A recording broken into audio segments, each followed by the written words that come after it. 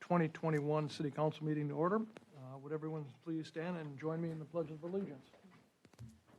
I pledge allegiance to the flag of the United States of America and to the republic for which it stands, one nation, under God, indivisible, with liberty and justice for all.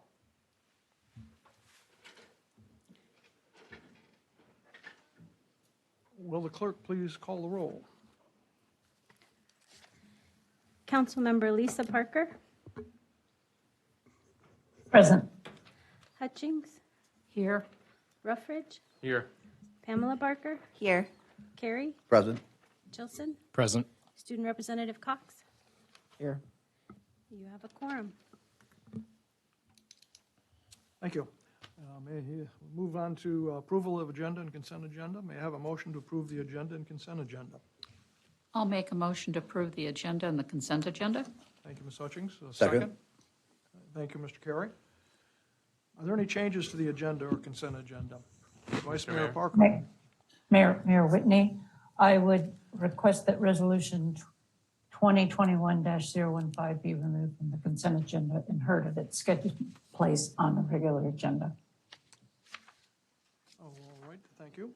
Resolution 2021-015 has been removed from the consent agenda and will be considered in its normal sequence on the agenda. Mr. Mayor, Go ahead, Mr. Ruffridge. I would like to declare a possible conflict with ordinance 2021-009, as I am one of the principal owners of the Inlet Pharmacy Group that does business as Soldotna Professional Pharmacy, and who may receive allocated funds through a sub-grant award.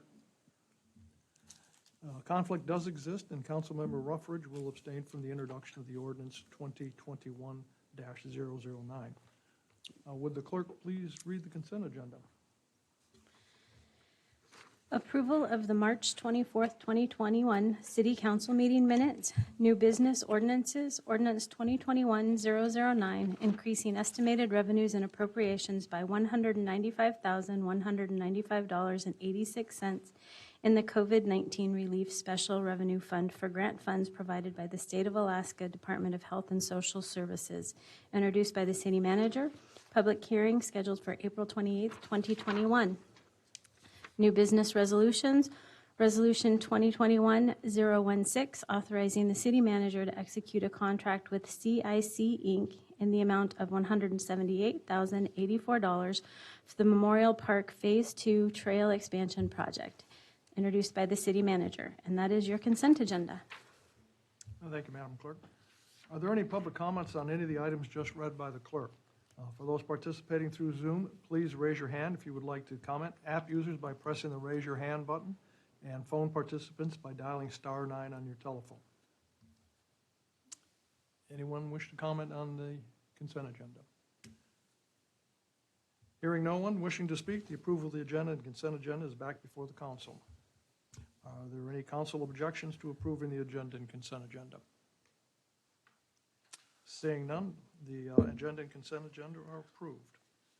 Moving on to item 4, presentation with prior notice, 2021 Project Homeless Connect mini grant final report. Jody Stewart, Project Homeless Connect Media Chairperson, and Leslie Rohr, Executive Director of Love Inc., Love in the Name of Christ, are here to make a presentation. Hello, everyone. Can you hear me?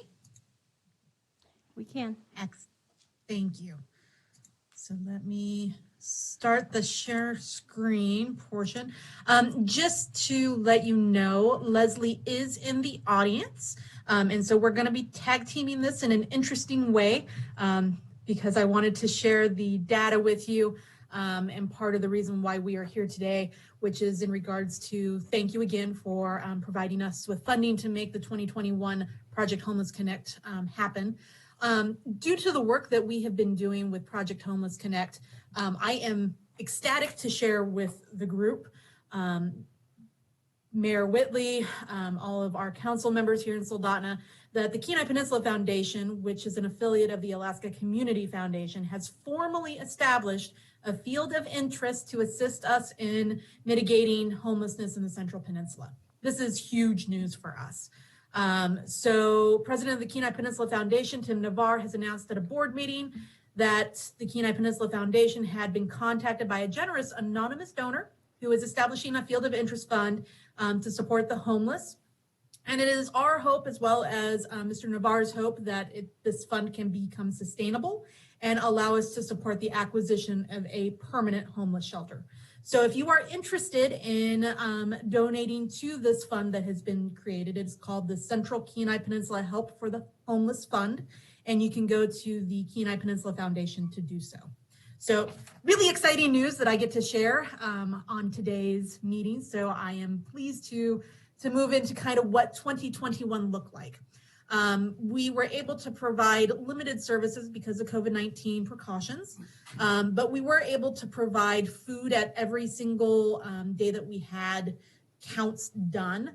We were able to provide substance use disorder information, access to Narcan, prayer services, shower, laundry services, a variety of the normal.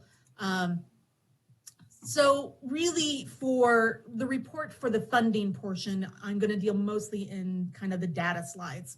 So you can see here that 2021, we did have a drop in participants fairly significantly. So unfortunately, what I had hoped for did not come to pass, that we were going to have more folks outreached. And I think it's just because of the nature of COVID-19 and the fact that we weren't in a one location scenario. We had a lot of people that experienced disabilities. This again is a really high number, and I do want to make note of that to you. So folks that were experiencing homelessness this year predominantly are staying with friends and family.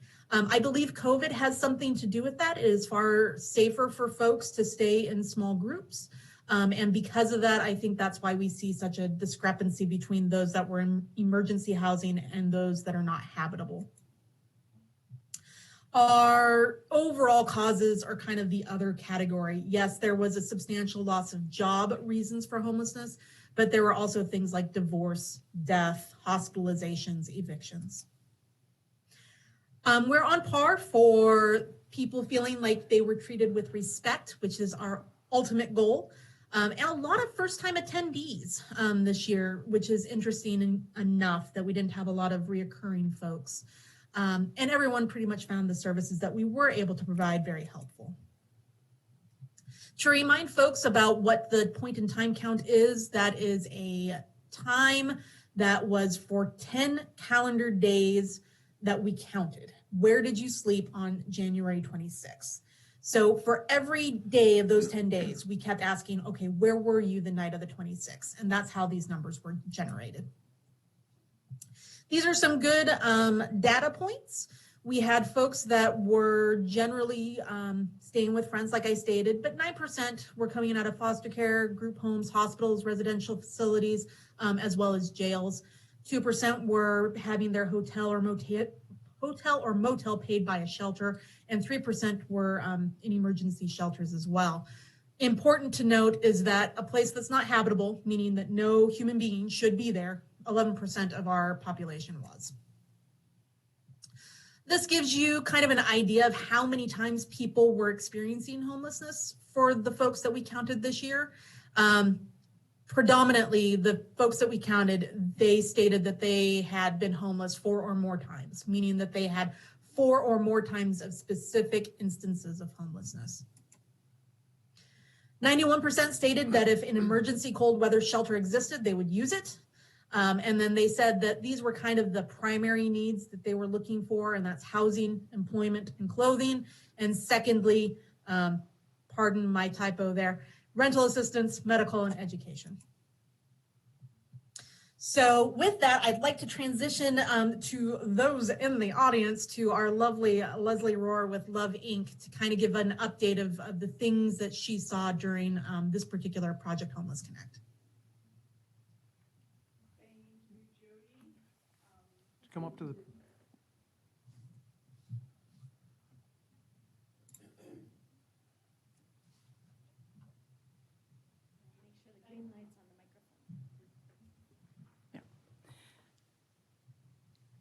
My name is Leslie Rohr, and I'm the Executive Director of Love in the Name of Christ. I also serve as the vice chair of the Coalition of Housing and Homelessness Balance of State for the state of Alaska.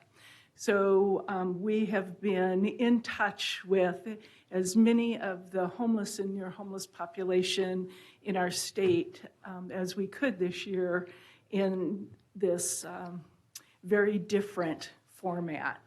And I just kudos to the city of Soldotna and your participation and acknowledging that we indeed have a homeless situation in our community. That's the first step to coming up with a solution, is to have our community recognize that there is a problem that needs to be taken care of.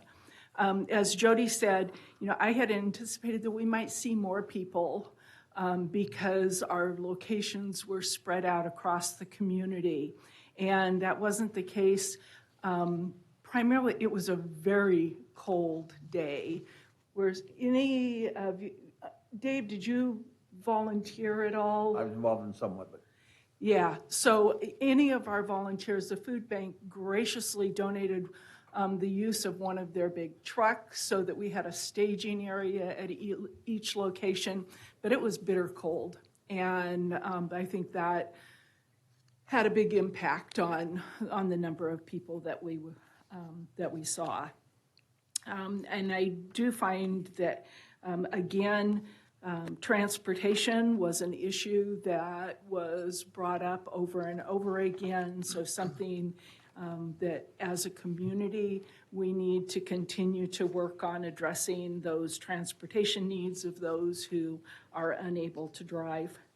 So I don't know, I would just like to take questions about how you guys perceive your role maybe in mitigating the homeless issue that we have. Are there any questions from the council? Mr. Ruffridge.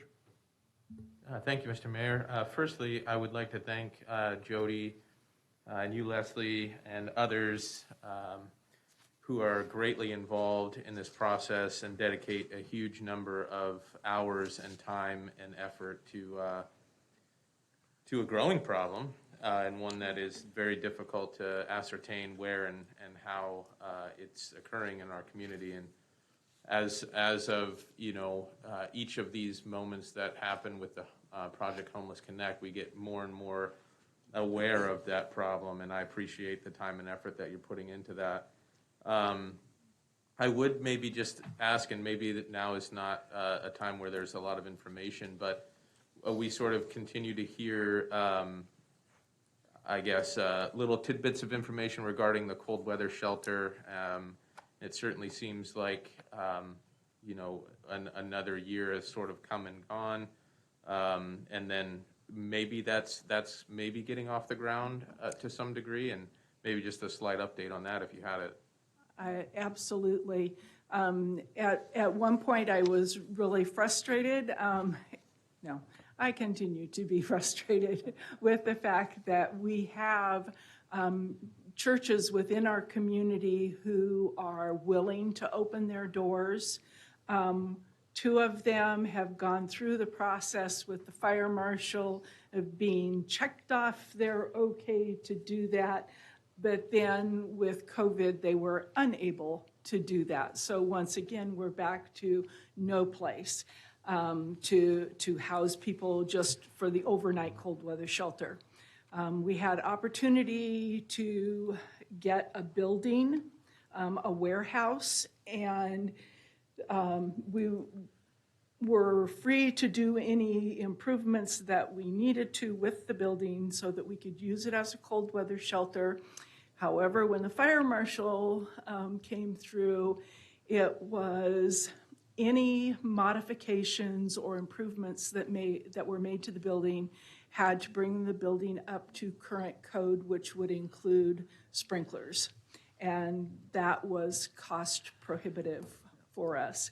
And then the other issue was the DEC and because it is in a well and septic area, whether or not there was capacity for increased use. So we are back to looking for another alternative for emergency cold weather shelter. What we have, we've reached out to the Rasmussen Foundation, and just as a point of interest for you, the Kenai Peninsula is the last area of the state to address emergency cold weather shelter, and I think that's really sad. So I think it behooves us to continue to work diligently, even as the weather warms and we come into our beautiful summer season.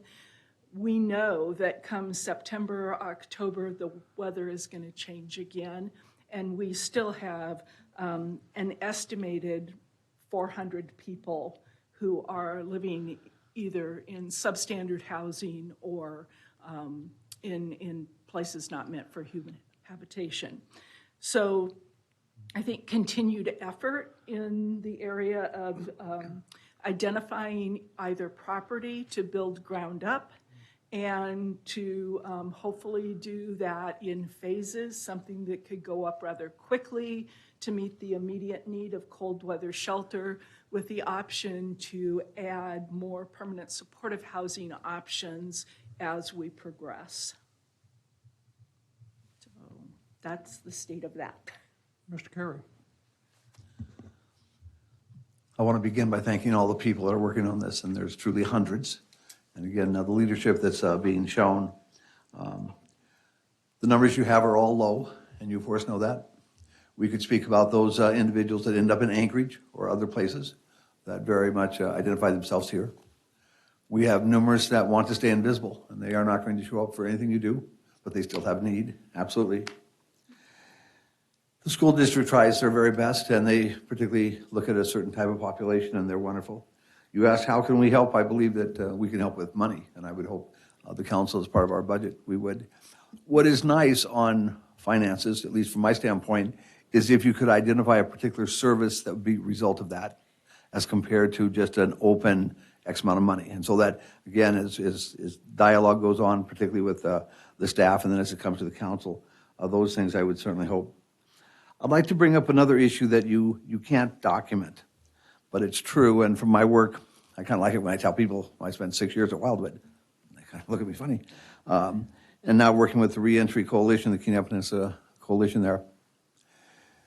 Anecdotally, this work saves people from ending up in prison.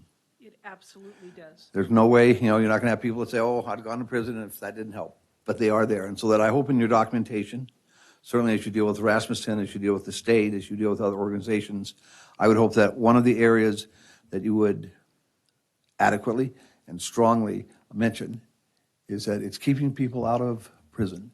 And again, I think that's a very important thing. I'm going to do on the other side as well, as those people are coming out of prison. This could be something that could assist them in terms of different services that are provided. And so just the whole issue of recidivism. But I want to say thank you for all the people who work on this.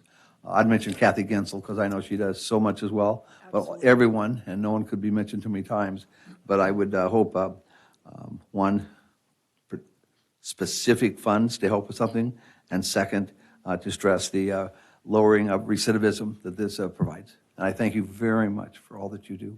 You're welcome, and thank you for the comment. I can tell you, I have in my other folder over there a report that was done by the University of Alaska Anchorage on the Housing First program in Juneau, and it shows all of those numbers, the dollars saved in not only incarceration, but emergency department visits, sleep-off tanks, police calls, and it's incredible the thousands and thousands of dollars that are saved. Those numbers are not always easy to collect. Right. So we have instituted a new line of questioning in our application that asks for those numbers. How many times have you been seen in the emergency room in the past 12 months?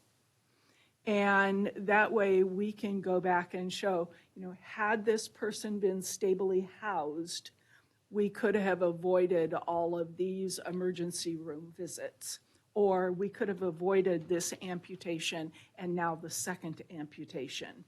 So we are trying to collect those numbers, and the incarceration is definitely in there. And again, that brings us back to what are the barriers to getting our homeless population into conventional housing. Those barriers are criminal history, eviction history, there's any number of things, and then you throw in the mental health component and lack of case management in our community. So those are all things that need to be worked on collectively. It's not one agency that can do this, it's everybody working together. And again, as far as the city of Soldotna, and I sing your praises constantly, we now have 36 cots, we have all the blankets, towels, everything required, first aid kits. The only thing I don't have is the defibrillator. Yeah, but we have basically everything we need to start shelter because of you guys. And we truly, truly appreciate that. Mr. Chosen. Thank you. So back onto the point about the recent building you were exploring before you ran into barriers with the fire marshal and them requiring a complete retrofit for any modifications. Is there any avenue to apply for an exemption to that requirement through the state? Because I understand their concern that, I mean, it's a very valid concern that, there's a potential safety hazard with not having proper sprinkler systems and so forth in place, but that's a possible risk versus the very real and present risk of people potentially freezing to death or losing limbs. And if you can justify that and define that need, it's very quantifiable. Could we potentially support any efforts to get that waiver? Thank you for asking that, and the answer is yes. And I don't know that it's particularly at a city level, but with city input to the borough, HUD has recommended that we apply for FEMA funds. Under FEMA, we could get waivers to do that for COVID, for non-congregate or congregate shelter.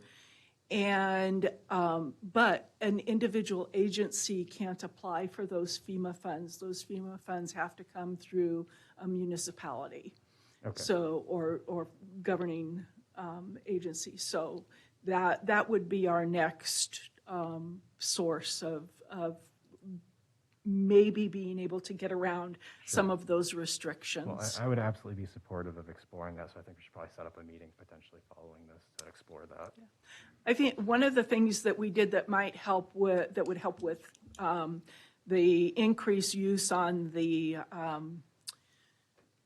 water and septic level was to bring in a portable shower, restroom, laundry trailer that is self-contained, so it wouldn't be necessarily hooked into the septic system and requires only a garden hose to fill the holding tank. So that is one of the things that we've been looking at. And of course, the food bank is just across the street and down a block for food service. So, yeah. Excellent. Well, thank you. Just an interruption here. Ms. Stewart, could you stop your screen sharing? Absolutely. Thank you. Ms. Parker. So you kind of were asking what, the way you phrased your request earlier, like what we can do to help. This is your world, and we want to hear from you and learn from you about what we as a city can do. And I know we've mentioned a couple kind of jumping off points, it seems like now, identifying property that could be available for shelter, funding obviously is a big one, support when you're applying for additional funding. What else? What other needs or wants or hopes and dreams do you have that maybe the city could assist with that would help? Yeah, that's really difficult for me to answer because there are so many. But participation is one of the biggest things. And whenever we go to request funding from Rasmussen or any of the other, the Murdoch Foundation, they want to know that the community is supportive, that the governing bodies are supportive and willing to put finance and time into the project. So I think I would love to have somebody from City Council on our, well, we do have Jordan Chilson, but to have more representation. So, sorry, Jordan, I didn't mean to negate you're always there. But that continued participation with the city council members and just. I had talked to Jordan about maybe being willing for you as a city council to help us persuade our sister city to be more receptive and willing to participate. And I think you guys have set a wonderful example. And Leslie, if I can tag on to that, the government bodies that we work with are directly impacting our ability to move forward. So when Leslie asks for support, it is to be included in any type of planning purposes that you have, to include a line or two saying that you support those that are trying to address homelessness.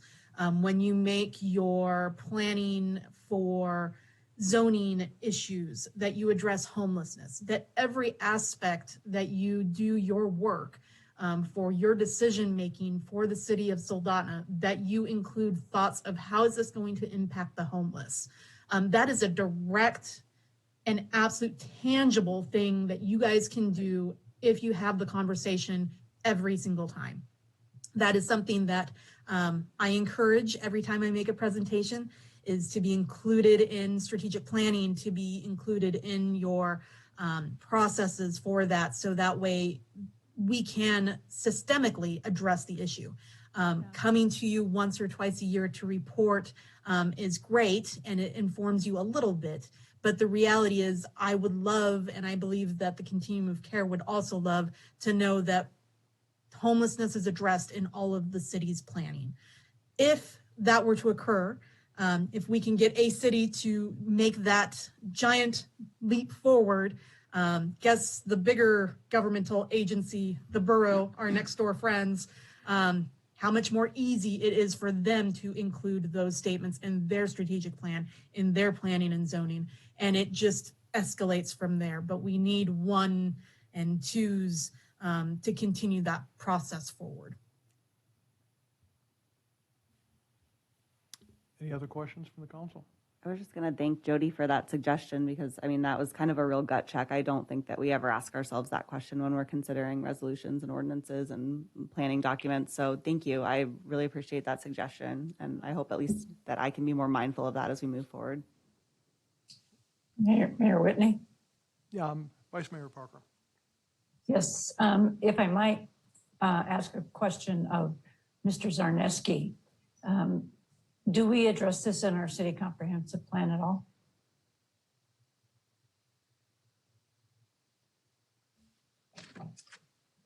Thank you. I was actually just trying to pull up our comprehensive plan to verify that. Off the top of my head, I don't recall. But if you give me a minute or two, I can complete that research and get back with you with the answer. I can also say that John has been great about attending all of our meetings and being very active in helping us with acquiring the supplies needed for the shelter. So thank you. And again, it just goes to, the city of Soldotna has stepped up. Do you have a follow-up, Vice Mayor Parker? No, I'll just wait to hear from John. Thank you. Any other questions from the council? Seeing none, thank you very much for You're the very, welcome. very Thank informative you. presentation. Thank you for your time. Alrighty, thank you. Move on to agenda item number 5, public comments and presentations. Are there any members from the public who would like to speak on any item not appearing on the agenda? For those participants through Zoom, please raise your hand if you would like to comment. App users by pressing the raise your hand button, and phone participants by dialing *9 on your telephone. Is there anyone here wishing to speak on anything not on the agenda?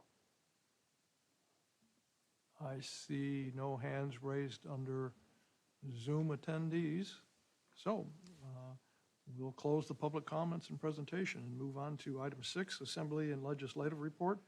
Are there any representatives from the borough or the state in attendance who would like to speak? And for those participating through Zoom, please raise your hand if you would like to comment. App users by pressing the raise your hand button, and phone participants by dialing *9 on your telephone. I see no one here in the chambers, and I see no hands raised. Okay, we'll move along to item number 7, public hearings. Ordinance 2021-007, amending Soldotna Municipal Code 2.04.010, City Council meetings held when special meetings to allow council members to attend more than 6 regular meetings by teleconference during an emergency disaster declaration, and to allow telephonic attendance during special meetings, introduced by Vice Mayor Parker. And may I have a motion to enact? So moved. Go ahead, Ms. Hutchings. And I guess I'll second. Okay, Vice Mayor Parker, do you have the motion to? Yes, I did. Okay. I moved to enact ordinance 2021-007. And Ms. Hutchings just seconded it before you did. But we'll move on to a report from Vice Mayor Parker. Thank you. As you recall, in March of 2020, when we temporarily suspended meeting in person, we enacted a resolution giving us this authority, and we have twice had to extend that because the resolutions were expiring. And our current resolution that allows us to attend telephonically or via Zoom is set to expire on April 30th of 2021. And so instead of continuing to do this by resolution, amending the code that would allow us, when there is a declared emergency, to attend more than 6 meetings by teleconference, I would ask the city clerk if she has anything else she would like to add. Thank you, Vice Mayor Parker. Additionally to that, it would remove special meetings from counting as one of the 6. The reason for that is we know that special meetings can be called with very short notice as long as we meet noticing requirements. And a lot of times a council member may be out of town and may have already attended their 6, and we would not want a special meeting to be prohibitive for them. Thank you. Anything further, Vice Mayor Parker? No, thank you, Mayor.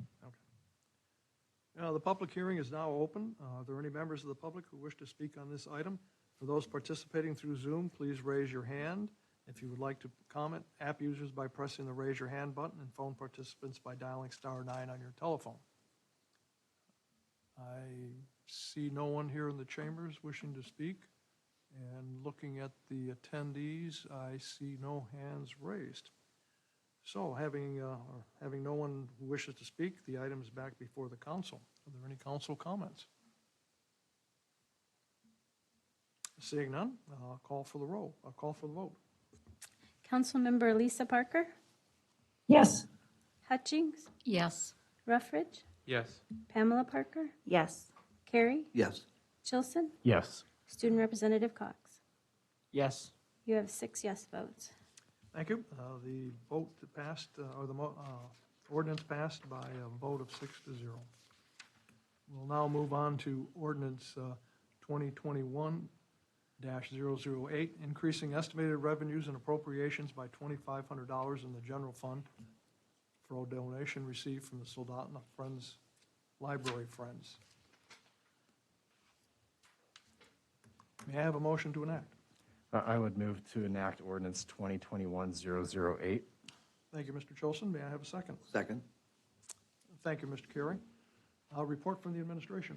Thank you, Mr. Mayor. This ordinance would accept $2,500 from the Friends of the Library, who've been very generous to the city in helping fund some really important programs. There's a memo in the packet from City Librarian Rachel Nash, and this funding would be specifically be used to install a story walk at one of our city parks. I think she's working with Andrew to identify some locations at Soldotna Creek Park. And what that is permanent sign displays that can be rotated out with different books, but it's one page at a time. So you'll do a half-mile loop or a 1-mile loop, and you read one page of a children's book at a time as you go through this walk through the park. So it's kind of an immersive outdoor experience. And with that $2,500 donation from the Friends, that's what we would plan to move forward with this summer. Thank you. Thank you. The public hearing is now open. Are there any members of the public who wish to speak on this item? For those participating through Zoom, please raise your hand if you would like to comment. App users by pressing the raise your hand button, and phone participants by dialing *9 on your telephone. Anyone here in the chambers would like to speak on this? Seeing none, looking at the attendees on Zoom, I see no raised hands there. So hearing no one who wishes to speak, the item is back before the council. Are there any council comments? Seeing none, call for the vote. Councilmember Lisa Parker, Yes. Hutchings, Yes. Ruffridge, Yes. Pamela Parker, Yes. Carey, Yes. Chilson, Yes. Student Representative Cox. Yes. You have 6 yes votes. Thank you. Ordinance 2021-008 passes by a 6-0 vote. And moving on to new business, agenda item 8, new business. And the first one here will be Resolution 2021-015, supporting the efforts of the Kenai Peninsula Peace Crane Garden Trails to secure grant funding, introduced by Vice Mayor Lisa Parker. May I have a motion to adopt? I would so move. I'll second. Thank you, Vice Mayor Parker, and a second by Mr. Chilson. Report from Vice Mayor Parker. Thank you, Mayor Whitney. I was contacted by the Peace Crane Garden Trails Committee representatives, and they had stated that there was wanted to get support so that they can get better grant funding, but they had some issues in the past. And I realized that the Borough Assembly had given them this land next to Sohai for the Peace Gardens, not giving it to them, but leasing it to them for a period of time. And so I offered to introduce and draft this resolution in support. So after we have public comments, I have further comments to make, but that's the impetus behind why this resolution is before us, is they reached out and asked. Thank you, Vice Mayor Parker. At this time, I'd like to ask the administration, Mr. John Sarneski, to please give a report to the council regarding the procedure on this and what's transpired. Sure, thank you, Mr. Mayor. So I'll give you a little bit of information on the parcel, and then a little bit of information on the agreement that was signed between the Trails Group and the borough, and then last, our process and how the property is zoned. So first, the parcel is about 7 acres total, a little shy of that. It's owned by the borough. The parcel is bounded by Marydale Avenue on the north, Riverwatch Drive on the west, and then the trail, the paved trail that connects Readout School to Sohai on the south, forming a triangle of that 7 acres. Like the rest of the city, it's loaded with beetle kill. It's scheduled for harvest this spring. Trails, as they are proposed, are consistent with our plans and our policy documents to provide outdoor opportunities to create trails and make connections as a way to improve our quality of life. The group has a 20-year trail management agreement and a management plan with the borough that was approved early in 2020. It includes these following phase 1 items: trails and signs, maintenance, screening vegetation, and non-motorized uses. The agreement and management plan only authorizes phase 1 activities. No other uses are allowed at this point. They would have to develop either a new agreement or amend their existing agreement by going back to the assembly to do that. According to their agreement, the rules for phase 1 development include no motorized vehicles, no littering, no pets, and for them to respect private property. Future phases that were mentioned include phase 2 and 3, which include the paved parking driveway, a pond with a walkway, a tea house, and then in phase 3, a half-acre gated area with a courtyard, garden, and a multi-purpose education building, and along with restrooms.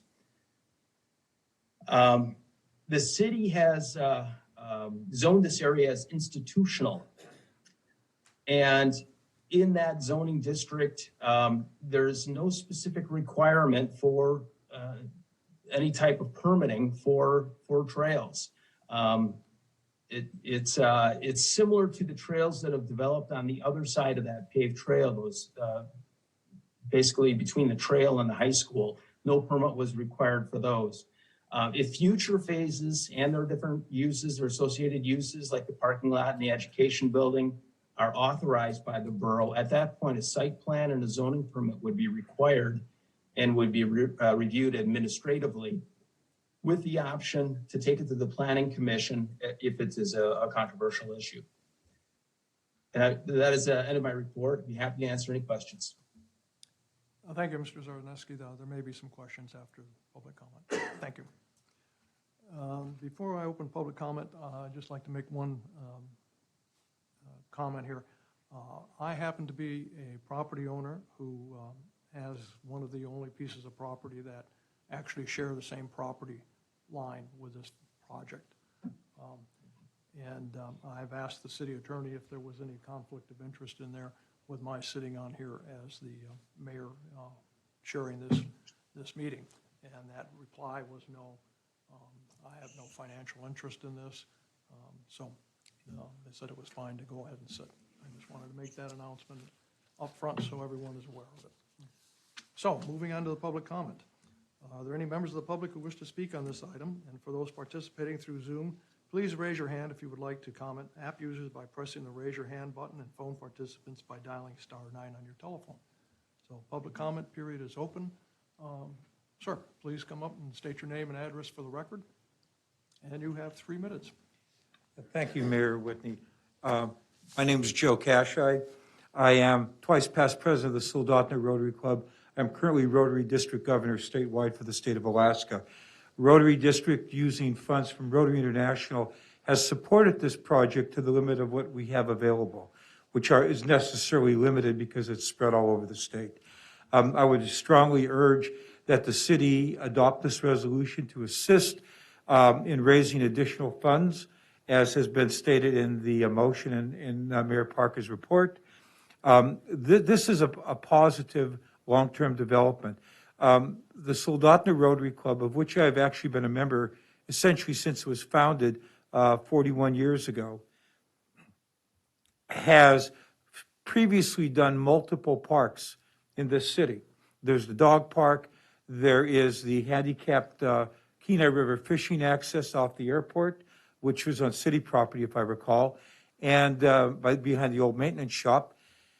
And then there was also, most recently, the freestanding art exhibits, which Ms. Hutchings, as then chairman of the Planning Commission, was instrumental in assisting us to put in.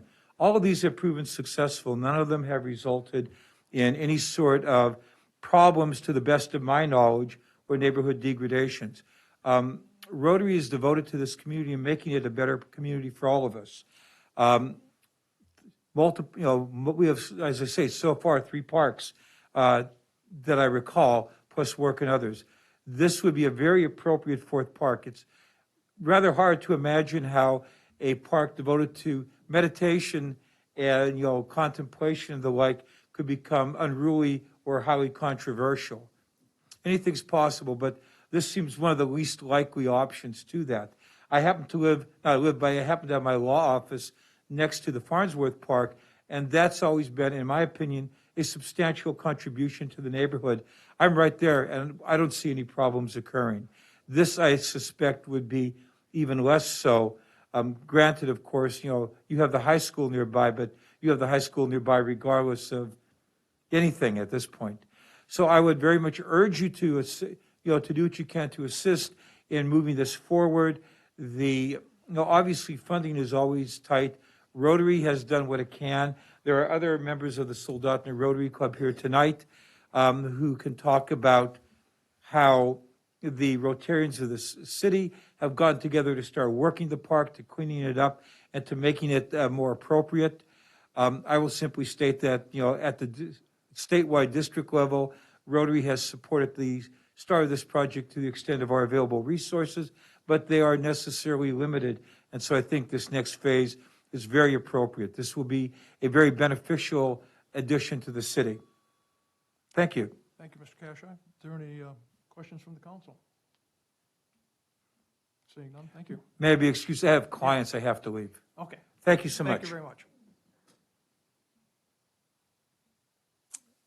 Sir, please state your name and address for the record. And you have 3 minutes. Matthew Pahala, 187 South Soldotna Avenue, and I am the secretary of the Kenai Peninsula Peace Crane Garden Trails. Thank you for the opportunity to, again, update you on the progress of the garden trails. It was a little over a year ago that we were in front of you when we were getting the approval from the assembly. Shortly after that council meeting, we were granted the trail management agreement from the Kenai Peninsula Borough for phase 1. And so I just wanted, John did a really good job of clarifying what phase 1 entails, but I just want to emphasize that phase 1 is only the 2,700 linear feet of high quality handicap accessible walking paths, a rotunda area with the Peace Crane sculpture with sitting area around it, and the entrance gate and signage. That's the entire scope of phase 1. Before any of the other phases could be even begun, we would have to go back to the assembly for approval from them and the borough mayor. And so in seeking grant funds, it was suggested that we get a more formal endorsement from the city of Soldotna rather than just the verbal that we got at the council meeting last year. So that was the purpose of approaching Vice Mayor Parker and requesting this resolution. So since last year when we got the approval there, we've made a lot of progress. Because of COVID, we actually didn't get the final signature from the borough mayor until the end of June. So we lost most of the summer months for any of our work parties, but we were able to have 3 volunteer work parties that largely entailed Soldotna Rotary Club, but also some of our community sponsors and some of the individuals that live in the neighborhood adjacent to the park. So in those work parties, we removed many of the beetle-infested and dead and dangerous trees that were on the main pathway corridor. And roughing in the trails, I just wanted to let you know that there's a woodcutter coming in this month to remove the rest of those. We've recently partnered with a SoHi student for her Caring for the Kenai project, where we're going to do tree plantings with Readout Elementary students probably next fall. And we've recently been contacted by someone through the Arbor Day Foundation, where there's a private funder that wants to help purchase trees for replanting once a lot of those beetle kill trees are gone. And we've recently had some neighbors, one that's wanting to organize a fundraiser for us, and another that wants to give us a large donation in memoriam for some deceased family members to sponsor one of the benches in the rotunda. I had a little bit more to say, but I'll just open it up for questions if you have any. Are there any questions from council? Mr. Chilson? Thank you. I actually got a small list of questions here I've been noting as we've been going along. Okay. First of which, as part of your trail management agreement with the borough, do you have any kind of deadline for development where if you were to postpone this, you would risk putting that agreement in jeopardy? Not that I'm aware of. So, no. Okay, and then the second one is, I know one of the main grants you were looking at is the RTP program through the state of Alaska. Those funds can be pretty competitive, and I was curious if you, what the current deadline is you're looking at that, and if we were to postpone this, if you'd be putting that at risk. Okay. Yeah, it would be the deadline for that next grant is coming right up. Yeah, April 30th. So that was my understanding as well. So I just wanted to clarify and put that on the record. And then lastly, kind of dating myself, because I actually remember you guys bringing this forward when I was back on the Planning and Zoning Commission. And during that first presentation, I encountered this. I remember there was talk about potentially establishing admission fees for the trail system to help cover the maintenance costs of it. Is that still on the current plan, or would the intention of this be that this is a park that's open for the public regardless of ability to pay? it's open regardless of ability to pay. There is, in the Peace Crane sculpture, there's a donation slot. Okay. And so, you know, if people wanted to put some donation in there, there's that. And then obviously just seeking sponsorships and memberships from the community for funding. Glad to hear it. But to a large degree, the maintenance will almost entirely will be volunteer basis. Okay, thank you. Any other questions from the council? Ms. Parker? Yeah, so I've got a couple actually as well. Can you kind of talk a little bit about the outreach process that you did with the neighbors surrounding the park, maybe feedback you've received from them, different ways that you've tried to reach out to them and let them know what's going on in their neighborhood? Yeah, so last fall, before we started anything, we did put up 2 banners that announcing that we had that approval, and those banners were up for a short time, but something happened to them where they came up missing. But we also did go around the neighborhood and put flyers on doors with contact information and where they could get information on the website. Because of COVID, we felt it was inappropriate to necessarily door knock and talk with people face to face. So there was that outreach, and then recently we have sent out mailings to everyone in that directly adjacent neighborhood, and we have had some lots of feedback. We've had several really positive.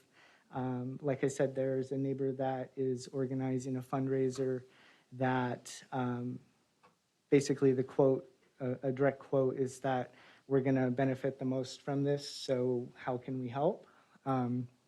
So that's been really positive. There has been some pushback and some concerns raised, most of those revolving around parking, which is something that I totally recognize and understand because it is a neighborhood that's not used to any traffic other than those people ingress and egress that live there. So to mitigate some of that, we've approached the Soldotna Bible Chapel to see if they would be amenable to people that wanted to walk through the park to use their parking as a place to park and then walk over. We haven't heard final word back from them, but the individuals I talked to thought that it wouldn't be a problem because they have the same kind of arrangement with a couple other groups. The other thing is that once the trails are established, if it seems like parking is an issue that's influencing or impacting the neighborhood, the next step that I would probably suggest is that we approach the assembly and see if we can get an exception to the agreement to at least construct that parking lot area on the property to mitigate that, and then work appropriately with the city to design and get the appropriate permits and whatnot. But largely, we feel that it's going to be a park that's accessed through walking trails or through walking and mostly residents that live around the area. So yeah, we've had a lot of positive and some negative. Thank you. And I did have a couple more questions, Mayor Go Whitney. ahead. Would the feasibility of the park still be there if on-street parking were not allowed in that area? I know some of the concerns raised were just cars making it challenging for even one car to pass through, or blocking bike paths, things like that. Is this something you guys feel like you can move forward with if on-street parking were not an option? Oh, absolutely. Like I said, we feel that most people are going to access this via walking anyway. But yeah, if people drove there to access it, hopefully this agreement with the Soldotna Bible Chapel will prove effective. If not, then there's a new principal coming into SoHi, and we anticipate having a frank discussion with them about, because the reality is that's probably where people will park, especially in the summer when school's not in session. And so we just want to make sure that everyone's okay with that. As far as the parking along the street during our handful of work parties that we had, unfortunately, 2 of the 3 weekends that we were working, there was a wood cutting company that was working just across on a lot across the street that had a lot of vehicles parked on that opposite side and throughout. And then the weekend after that that we worked, there was a church group that was harvesting that wood for firewood to, I guess, donate. So I agree, there was a lot of cars parked in the neighborhood, and ingress and egress was affected. And going forward, if we have any work parties, our plan is to not stack cars in that area and probably have people park further away, and then we would just shuttle them over. So we recognize that it's a concern, and it's an opportunity for us to just prove that we want to be good neighbors and do the best for the neighborhood and community. Thank you. Am I allowed one more question? I'm smiling under here. You can't see it. It was my please let me ask another question. Smile. So I guess worst case scenario now, you guys get things going. It's off to a great start. Something happens and your organization dissolves and there's no one to take care of the park. Or even it goes really well and maybe it's something that the city wants to roll into their Parks and Rec repertoire, I guess you would say. Is that something that you, I guess, in both situations, like, would you ever foresee this coming under the umbrella of city parks if things either go poorly or if things are going really well? Because it kind of went off in 2 totally separate directions. But plan for if things go badly, and then also, is this something that you're hoping gets rolled into Parks and Rec eventually? Yeah, okay, so I'll address those one at a time. So once we get things established, and then, worst case scenario, our nonprofit dissolves and the Kenai Peninsula Peace Crane Garden Trails group is no longer, then the land would go back to the borough. We wouldn't have the trail management agreement, and what I would foresee is that then SoHi would have some really high quality trails for cross-country running and skiing. And the reality is that those trail services aren't going to require a heck of a lot of maintenance once they're in. Any of the infrastructure as far as the benches and crane sculpture and whatnot, we would certainly remove those and take it down to as much of just, I mean, the trails would still be there, but everything else would be removed.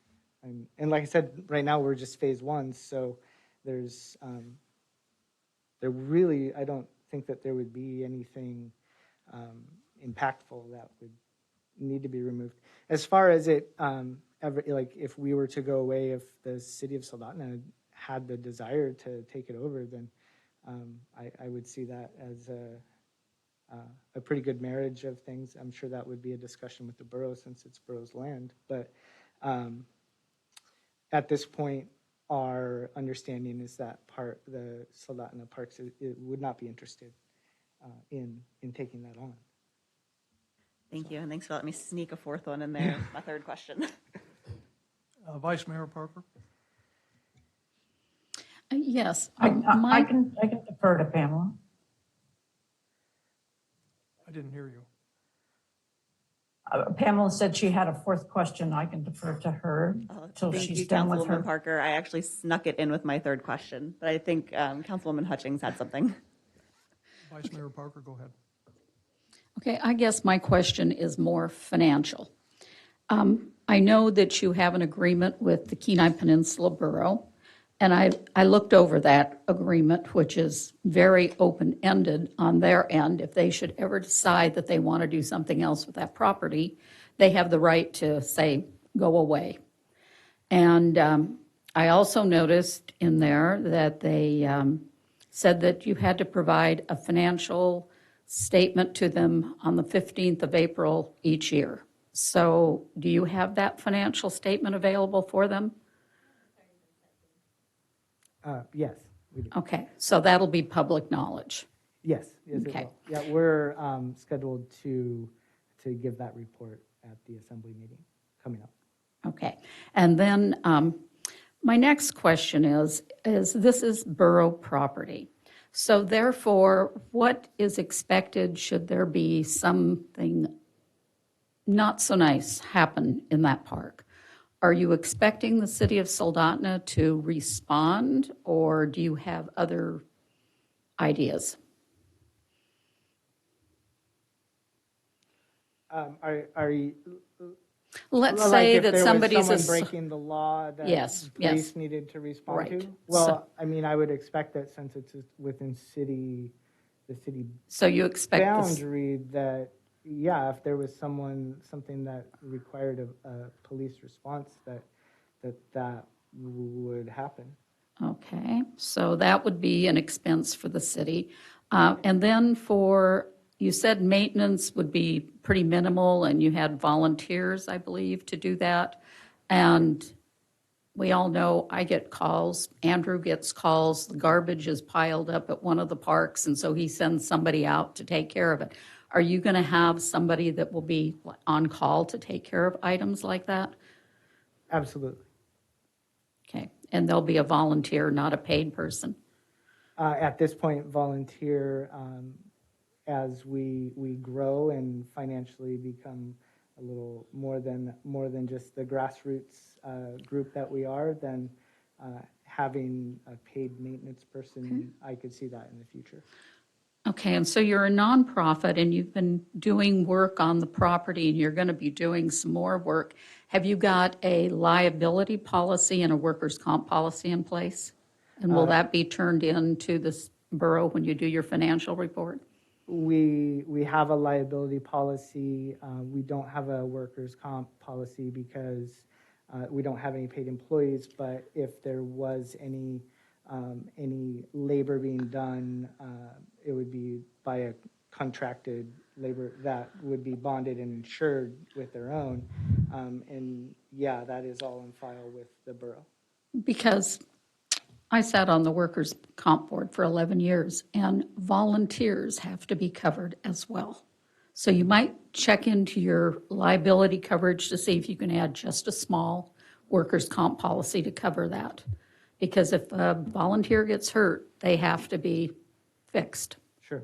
Okay. Yeah, absolutely. And off the top of my head, I don't know the ins and outs of that policy, but we had that conversation when they were writing the policy, and so I believe that it's in there, but I will double check. Okay. And my very last one is, what do you foresee that you're going to need for funds? What do you have now and what are you going to need?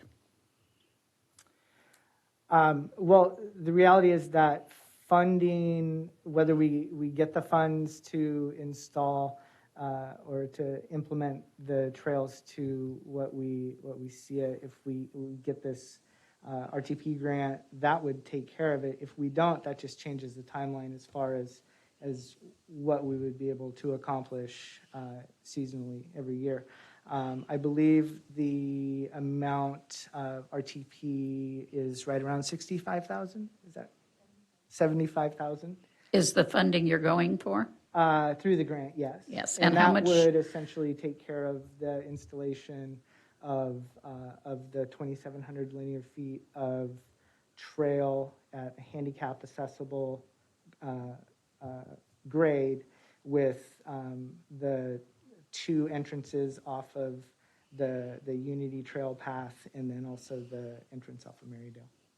Okay, and what do you have available right now in your bank account? I don't have that number off the top of my head. I don't know. Okay, Okay, roughly $7,000, right? 7? Okay, thank you. You're welcome. Vice Mayor Parker. Thank you, Mayor Whitney. I have three questions. One, besides this proposed resolution from the city of Soldotna, what other resolutions of support do you have?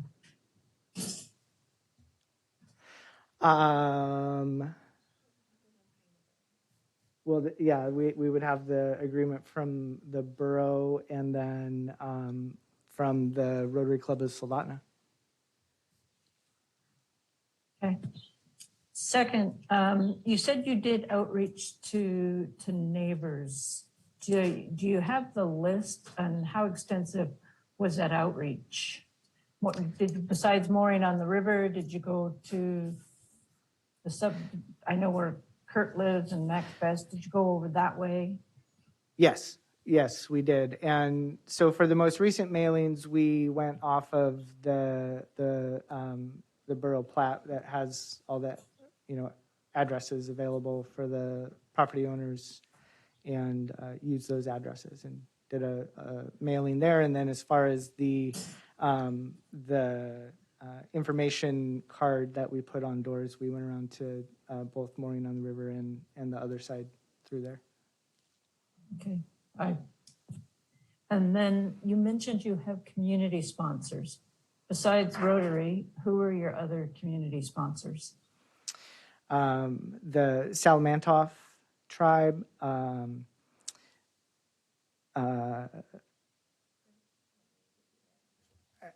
if you have that information, Sarah, that'd be great. Yeah. I know that Dr. Kovalars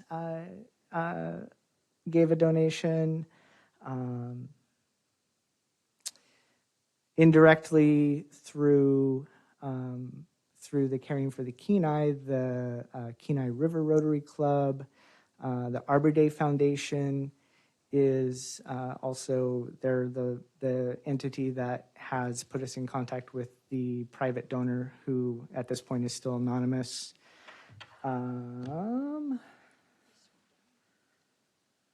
Sarah and I also. And River City Books, the Kenai Rotary Club, Alaska Map Company, Foster Construction, Lucy Flynn O'Gwen, of course the Kenai Peninsula Borough,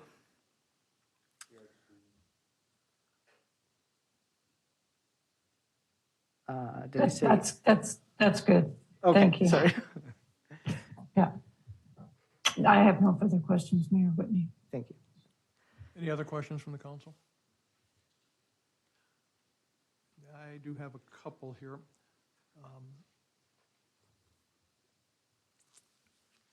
During the construction phase, which I'm assuming is going to require some equipment, I don't imagine you're going to be out there with a hoe and stuff and making these trails.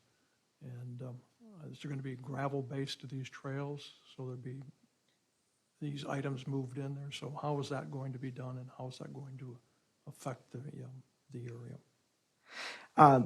Again, that will largely depend on if we actually receive the grant funding. If that happens, it will be done by a contracted entity, company. And yeah, there will be gravel that will be moved in. We'll be able to stockpile it on the site, and then there will be equipment used in there in a very judicious manner. Okay, so they would be, there's no driveway cut in there right now, so they would just be going over the curb and into the property to park their heavy equipment and the gravel trucks? Yes. And you said something about trying to have people park somewhere other than that area during construction. As you are aware, there is a bike lane there, which is heavily used, along with the sidewalk, of course, which is frequently used, not only by bicyclists, but by people walking, pushing baby carriages and other things.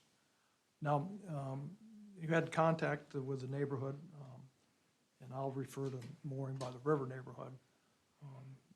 That's where I live, and other than receiving your briefing here a year ago, and another phone call, and a meeting that I had here with you about a month ago, I never had any contact. I never had anything hung on my door. Nobody ever knocked on my door to tell me anything was going on. I don't believe anybody, I'm not sure anyone else in the neighborhood did either, to be quite honest with you. I know there's been quite a few emails and other things lately from people in that neighborhood, which I was even unaware of until I started receiving them on Saturday. So there is some concern about the long-range effect that it's going to have there. And I would have wished you would have had more contact, COVID-wise or not, with those neighbors, so they knew what was going on. I've heard the thing that, well, it was advertised that there was a public hearing at the Borough Assembly and the Borough Planning Commission. I can probably say that about 90% of the people that are sitting in this room right now probably do not look at the borough agenda or the Planning and Zoning Commission agenda to see what's going on there. You know, usually they hear about it by either newspaper, news article, or some kind of contact. So I think that pretty much covers my comments right now. I still wish you would have reached out to the neighborhood, and I still wish you do reach out to the neighborhood and maybe solve some of the concerns that those people have.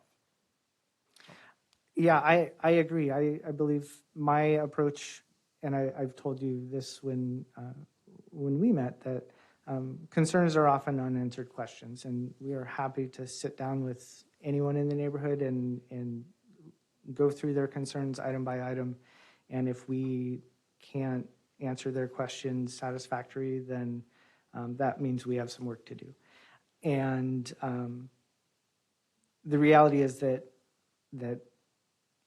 we're in this neighborhood for at least the next 20 years, because that's how long our agreement is with the borough right now.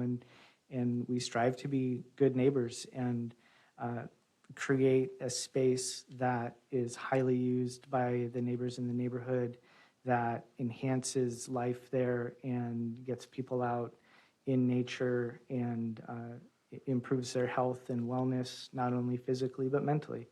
And that extends to not just the immediate neighbors, but the rest of the city of Soldotna and the borough. So it is our intention to prove that we are good neighbors. I agree that communication could have been done better.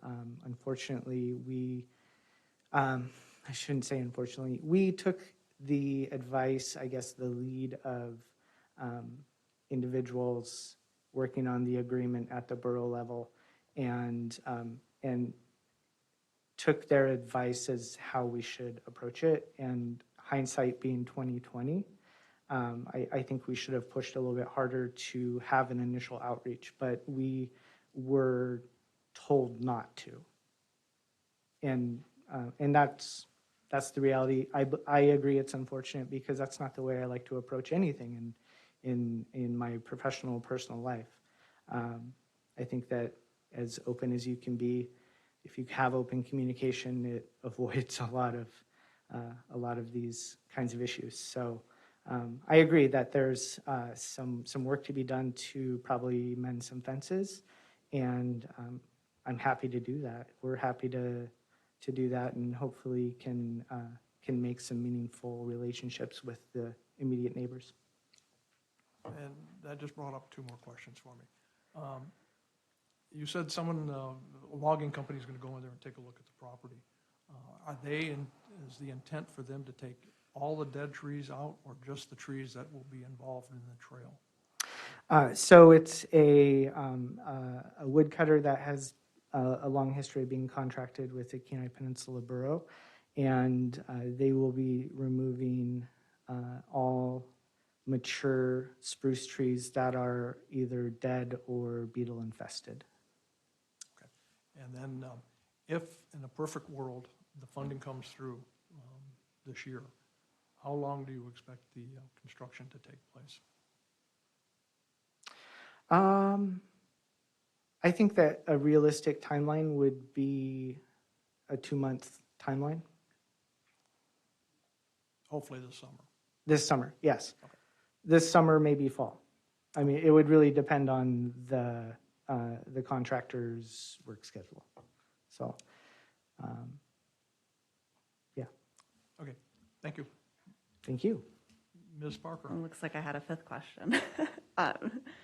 So is it safe to say that no matter what happens here tonight with this kind of support from the city for funding opportunities, that this project is there, it's happening, it's moving forward, and it will still be constructed? This is just either it's constructed by a couple of volunteers and it takes a lot longer, or it's constructed with proper funding and is not as shoddy, would be the right word for it, I guess. I just want to make sure, because I know that there's, just based on some of the comments that we've received via email, that there seemed to be some belief that we might be able to stop this process from happening. And I just wanted to clarify and then definitely get it on the record as well that this is happening, this is moving forward already. It's either just going to happen by your bootstraps or with some actual funding. Yeah. Yes, that's a very accurate way of looking at it, and that's what we've said all along. If we don't get this large grant that will get the base trails established in a short amount of time so people can start using the space, it just changes the timeline. And yeah, it's happening regardless, because we have that trail management agreement with the borough, and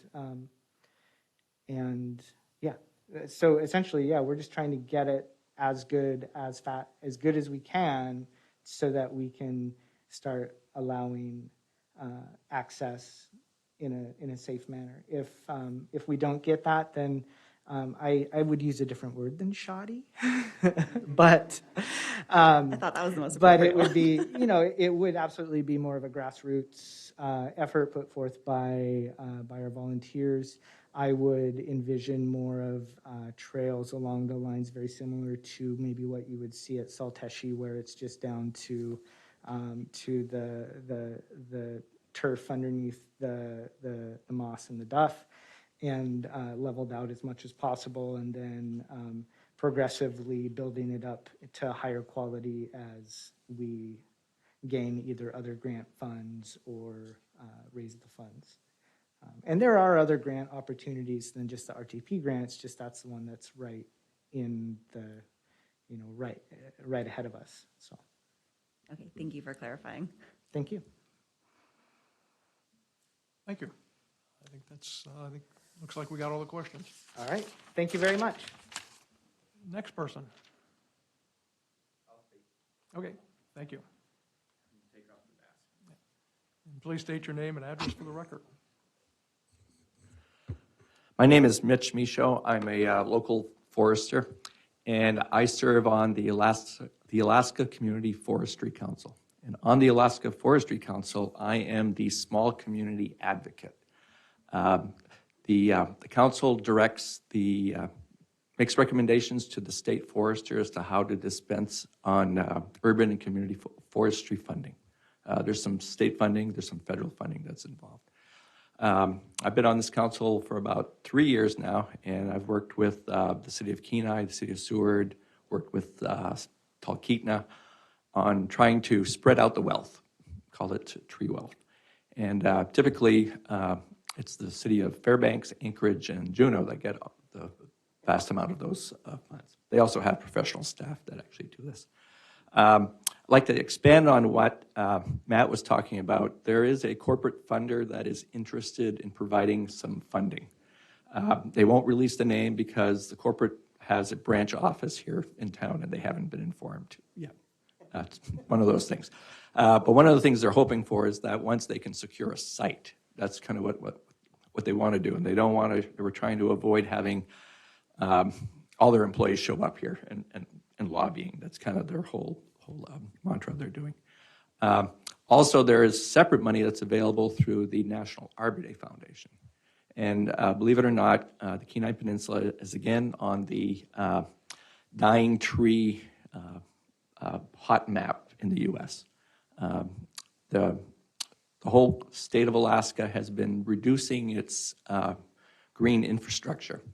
And the only city that is not reducing its green infrastructure is Anchorage. And that's because they have an aggressive program on making sure that they reforest, they replant. And they're the only city in the state that is actually increasing their tree canopy. I know they haven't done it yet in Soldotna, but I think that our tree canopy is diminishing very, very, very, very fast. And I could get into the benefits of having a very extensive tree canopy, property values to mental health and whatnot. I'm also the chair of the Society of American Foresters Cook Inlet chapter, and we're the ones who actually provide tree seedlings to most of the folks in the local community. And we're actually providing the seedlings from the Caring for the Kenai project. And at our local meeting, we have grants also that are available, and we're also interested in working with the folks here. So I hope you do pass this resolution. I know a question might come up, if the city doesn't approve it, would we still fund it? And I can tell you that the Alaska Community Forestry Council would continue and encourage our corporate sponsor and the state to continue. And of course, we have all of the caveats that were mentioned. We would require a plan. We would want to know how many trees, when they're going to get done. Timing is very essential. You don't plant trees and then cut down the dead trees around them. There's a logical process to this. So we support it, and we would like you folks in the city to support it also. Any questions from the council? Seeing none, I just do have one quick one.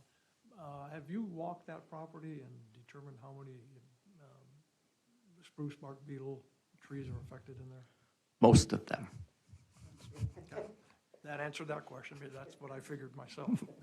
Okay, thank you very much. All right, thank you. Next person. Anyone else to speak on the resolution 2021-015? Come ahead, and please state your name and address for the record. My name is James Delker. I live at 261 River Watch, so somewhat adjacent to the proposed site.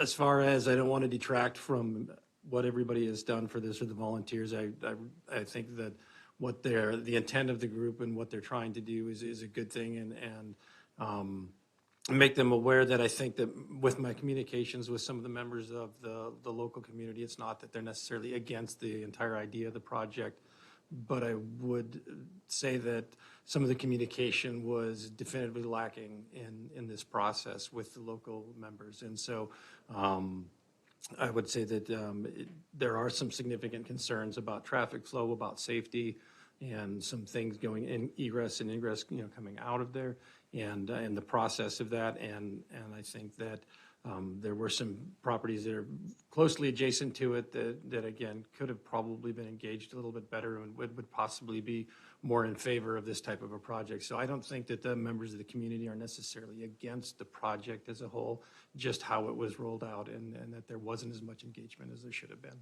in our opinion. So unless there's any questions, that's really all I have to say. Are there any questions from the council? Mr. Ruffridge. Thank you, Mr. Mayor. I guess, Mr. Delker, we've definitely heard from members of the community by email, and including the mayor as well, just describing their communication and the route of communication.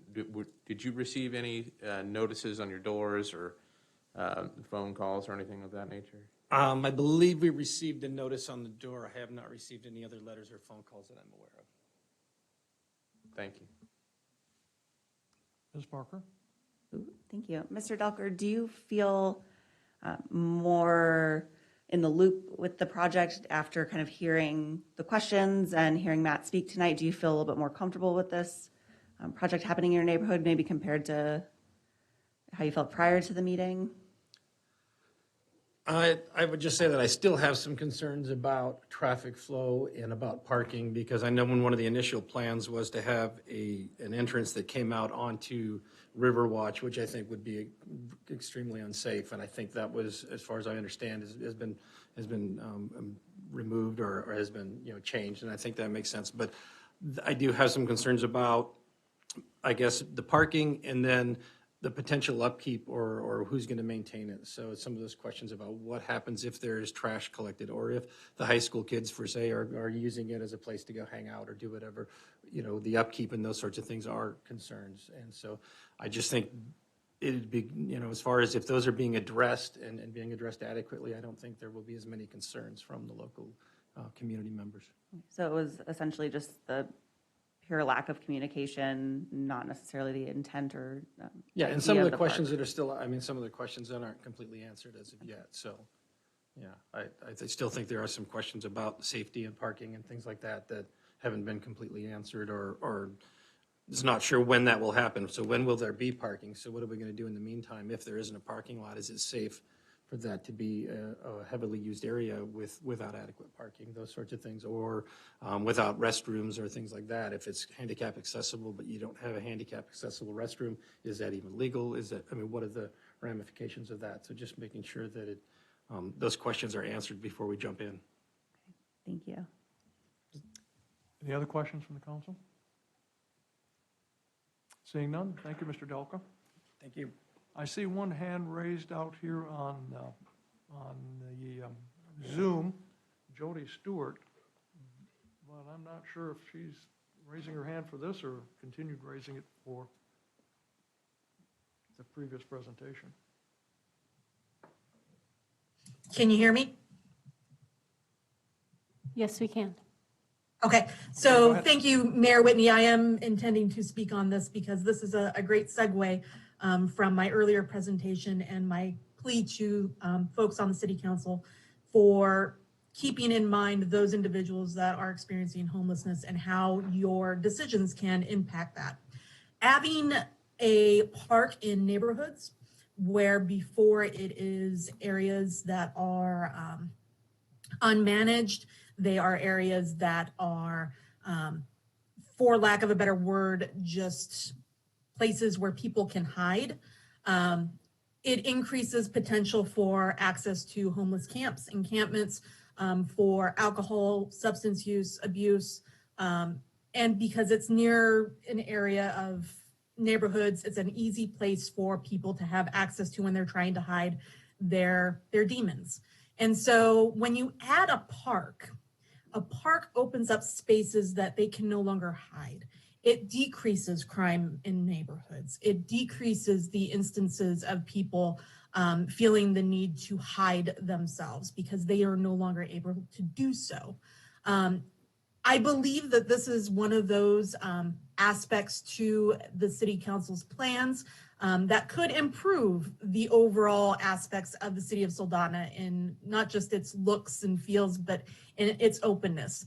And second to that is the theme of that park. It's a peace park. It is meant for contemplation. It is meant for meditation. And I would highly recommend to truly consider this as something absolutely suitable for the city of Soldotna due to the fact that our mental health issues in our state, especially now in COVID, are exceptionally high. To have an area that is dedicated to such a concept will put the city of Soldotna, again, at the forefront for change, for changing the way that we think, for changing the way that we address our societal ills. And by doing things of this nature, I would recommend supporting it from the perspective of homelessness, from addressing it from the aspect of mental health issues, substance use issues, alcohol addiction. All of those things are addressed by including a park like this in a neighborhood near schools where children gather that allows for that community growth in a positive, pro-social way. Thank you. Thank you. Are there any questions from the council? Seeing none, we'll move on to the next speaker. Please state your name and address for the record. My name is Alan Oxeer, and I live at 33970 Gaswell Road, so I'm actually outside the city limits. I am the president of the Soldotna Rotary Club, and just wanted to assure everyone that we do know how to clean things up. We've been cleaning the road out along Sterling Highway here for 25, 30 years. We've cleaned up our handicap access park on a regular basis. And I do apologize for the lack of communication that everybody was wanting and expecting, and we'll try to do better in the future. But again, this is an ongoing project. We've been working on it for 5 or 6 years now. Made presentations to City Council, the Borough Assembly. It's been on the agenda. I know it's been in the newspaper. We've had lots of pictures and articles in the newspapers. So again, I'm sorry that everyone did not understand exactly what we were going to do, but it's a great project. We're going to make that area a whole lot better than it is.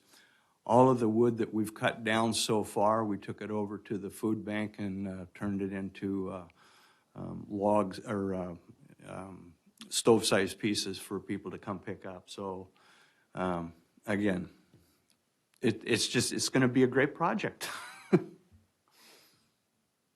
Any questions from the council?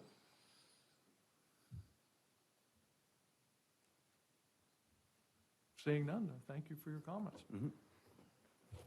The next speaker. Please state your name and address for the record, and you have 3 minutes. Yes. Laura McGinnis, 40593 California Beach Road, also outside of city limits, so I thank you for listening. As past president of Soldotna Rotary and the previous Kenai Peninsula Fair manager, the hardest thing in the world for me was when someone would say, "Oh, you have a fair? I didn't know it was this weekend." I did everything I possibly could in my power to make sure that it was out there. Communication and catching people's attention is really hard if you don't know how to reach them on their level. So I am horribly sorry that so many people seem to miss what we were trying to convey. I'll be honest, as the Rotary president, I missed what we were trying to convey because it just didn't hit my radar until I went, oh, that's what we're doing. And I'm really excited. And for the concerns about cleanup and trash and ongoing, as Alan said, we've got a 40-year history of standing behind our projects and making sure this community always looks better because we're in it. So thank you. Any questions or comments from the council? Seeing none, thank you very much. Next speaker. Going once, going twice. It's gone. I see no hands raised on Zoom. So it's back before the council. Hearing no one who wishes to speak, the item is back before the council. Are there any council comments? Ms. Hutchings?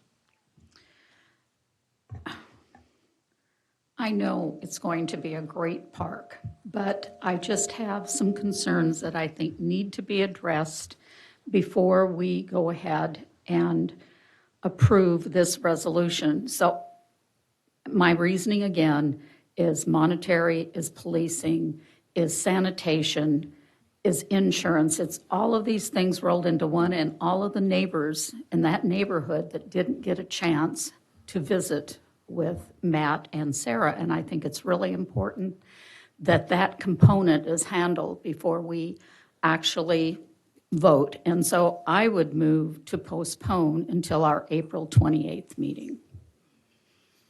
Is there a second for that? Second. Who did I hear that second? Oh, Ms. Parker, Vice Mayor Parker. Yep. Thank you. I keep forgetting to look at this. Seeing that you're in Hawaii, I'm jealous anyway. So we have a motion before us to postpone. Call the roll, please. Councilmember Lisa Parker? Yes. Point of order, do we not get to have council comment on the motion first? We do? Yes. Oh, okay. Sorry. Go ahead. We'll have some discussion. Okay, thank you, Mr. Mayor. I get the concerns that have been discussed here tonight. I personally think this is a fantastic idea. I fully support this project. I think it's going to be a great addition to our city. And as our development director had mentioned, it's a perfect fit with our comprehensive plan. I don't think we should lose sight of the fact that there is a pretty significant pot of money that's available through the State of Alaska RTP Point of order. Mr. Carey, go ahead. Mr. Mayor, I believe the only thing that can be discussed at this time is the motion to postpone. The positive or negative of the item before us cannot be discussed. This is only on whether or not to postpone. If I may, I'm getting to that. Well, you just did a whole bunch of other stuff before you got there. Yes. Speak on the motion to postpone. Thank you, Mr. Mayor. My point being that we have funding at stake for this, and that funding source has a deadline for that application period that's coming up. And I think in order to give this project a proper chance to secure that funding, we should not delay any support to it that could jeopardize it. This project is moving forward, as previously mentioned. It's just whether or not we're going to support the amount of funding that can really make that happen to its full potential. I don't want to see this risked by jeopardizing that and postponing it further. So I will not be supporting this motion to postpone. Thank you. Any other comments from the council? Mr. Ruffridge. Thank you, Mr. Mayor. As I understand it, a motion to postpone would not prohibit the project going forward. It would not prohibit the funding source grant paperwork from moving forward. Our next meeting is still within the month of April. And although it would leave that turnaround time reduced, any decision that would be made at our next meeting could be included in any of that grant request that would be submitted. I would support this effort to postpone because I would sincerely appreciate an additional effort made in planning, communication, and execution of this project with members of the community in which a fairly large-scale operation is about to commence, and would be in support of maybe an additional effort in the next couple of weeks being put forward. Any other comments from the council? Ms. Parker? Go ahead, Vice Mayor. We'll go with Vice Mayor Parker first. Okay, thank you. I support the motion to postpone, and as was stated by Councilmember Ruffridge, would highly encourage there to be engagement with the neighborhood so that there can be that dialogue and the sharing of information and addressing the concerns. So I think you have the time to do it. Let's do it. Ms. Parker? I do not support the motion to postpone. First of all, I don't think it's appropriate to put that kind of pressure on the organization. I would not appreciate having just a few days to figure out whether or not we're going to have the city's support to have to submit a grant application. It's a very short turnaround time. I also don't really feel like we're going to be in a different position. As it's already been stated, the project is moving forward. It's either going to move forward scrappily or move forward with funding. And if we want it to look good in our city, it's going to need funding, and that's going to need our kind of stamp of approval tonight so that they can apply for it. So I do not support postponing. Any other comments from the council? Mr. Chilson? Just going to follow up on 2 points. Yes, this would technically still be within the deadline to apply for the RTP grant if we postponed. However, I do have personal experience with working with the state of Alaska's RTP program through the Silteshi Trails Association. I can personally say that the state of Alaska administration that handles that has been frankly gutted over the last couple of years, and there are all kinds of significant delays that are constantly presented when applying through that grant program, and I really do believe that we would be putting this at risk by delaying it. And secondly, there seems to be the common point that's being made to postpone this is due to lack of communication with the community. I get that. It could have been done better. But at the end of the day, objectively, it's not a requirement. It's a courtesy.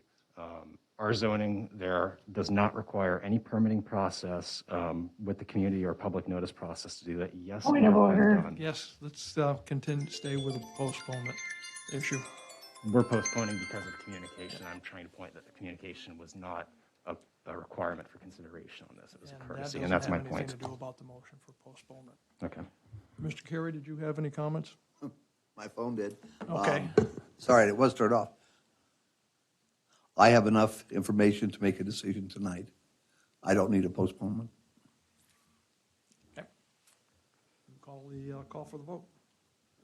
This is the motion to On the postpone until April 28th. Councilmember Lisa Parker? Yes. Hutchings? Yes. Ruffridge? Yes. Pamela Parker? No. Carey? No. Chilson? No. Student Representative Cox? No. You have 3 yes and 3 no votes.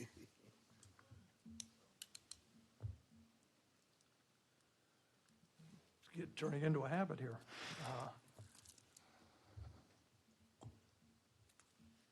Our next meeting will be about 2 days before the deadline for the application, I believe is the 30th. So I don't see where a postponement of 2 weeks is going to be that critical to the final application. So I will vote yes on postponement.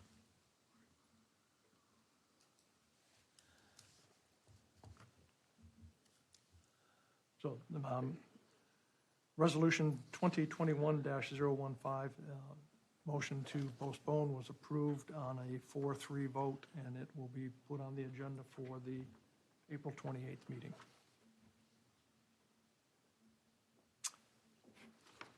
Okay, moving on the agenda to the next resolution, Resolution 2021-017.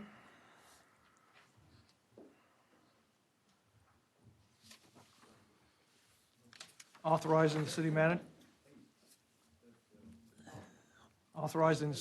to accept $195,195.86 in COVID-19 community funding from the State of Alaska Department of Health and Social Services, and to enter into an agreement with Soldotna Professional Pharmacy to administer a walk-in COVID-19 vaccine clinic, introduced by the city manager. I would move to adopt Resolution 2021-017. Thank you, Mr. Chilson. Do I have a second? Thank you, Ms. Hutchings. And Mr. Ruffridge? Yeah, thank you, Mr. Mayor. I would again like to declare a possible conflict with Resolution 2021-017 as a principal owner of the Inlet Pharmacy Group and doing business as Soldotna Professional Pharmacy, who will potentially receive funding through the subrecipient agreement if this resolution is approved. Thank you, Mr. Ruffridge. Conflict does exist, and Councilmember Ruffridge will abstain from discussion and voting on the resolution 2021-017. Report from the administration. Thank you, Mr. Mayor. This resolution is the companion to the ordinance which was introduced for public hearing in 2 weeks, and it allows the city to accept $195,000 approximately in grant funding through the state of Alaska. This funding is narrower in its intended purpose than the CARES Act funding we've previously been working with, as it's focused on enhancing communities' capabilities to really do kind of two main things, either COVID-19 vaccination access or testing. And then with a third component is reaching parts of our population that have been difficult to connect with and reach so far.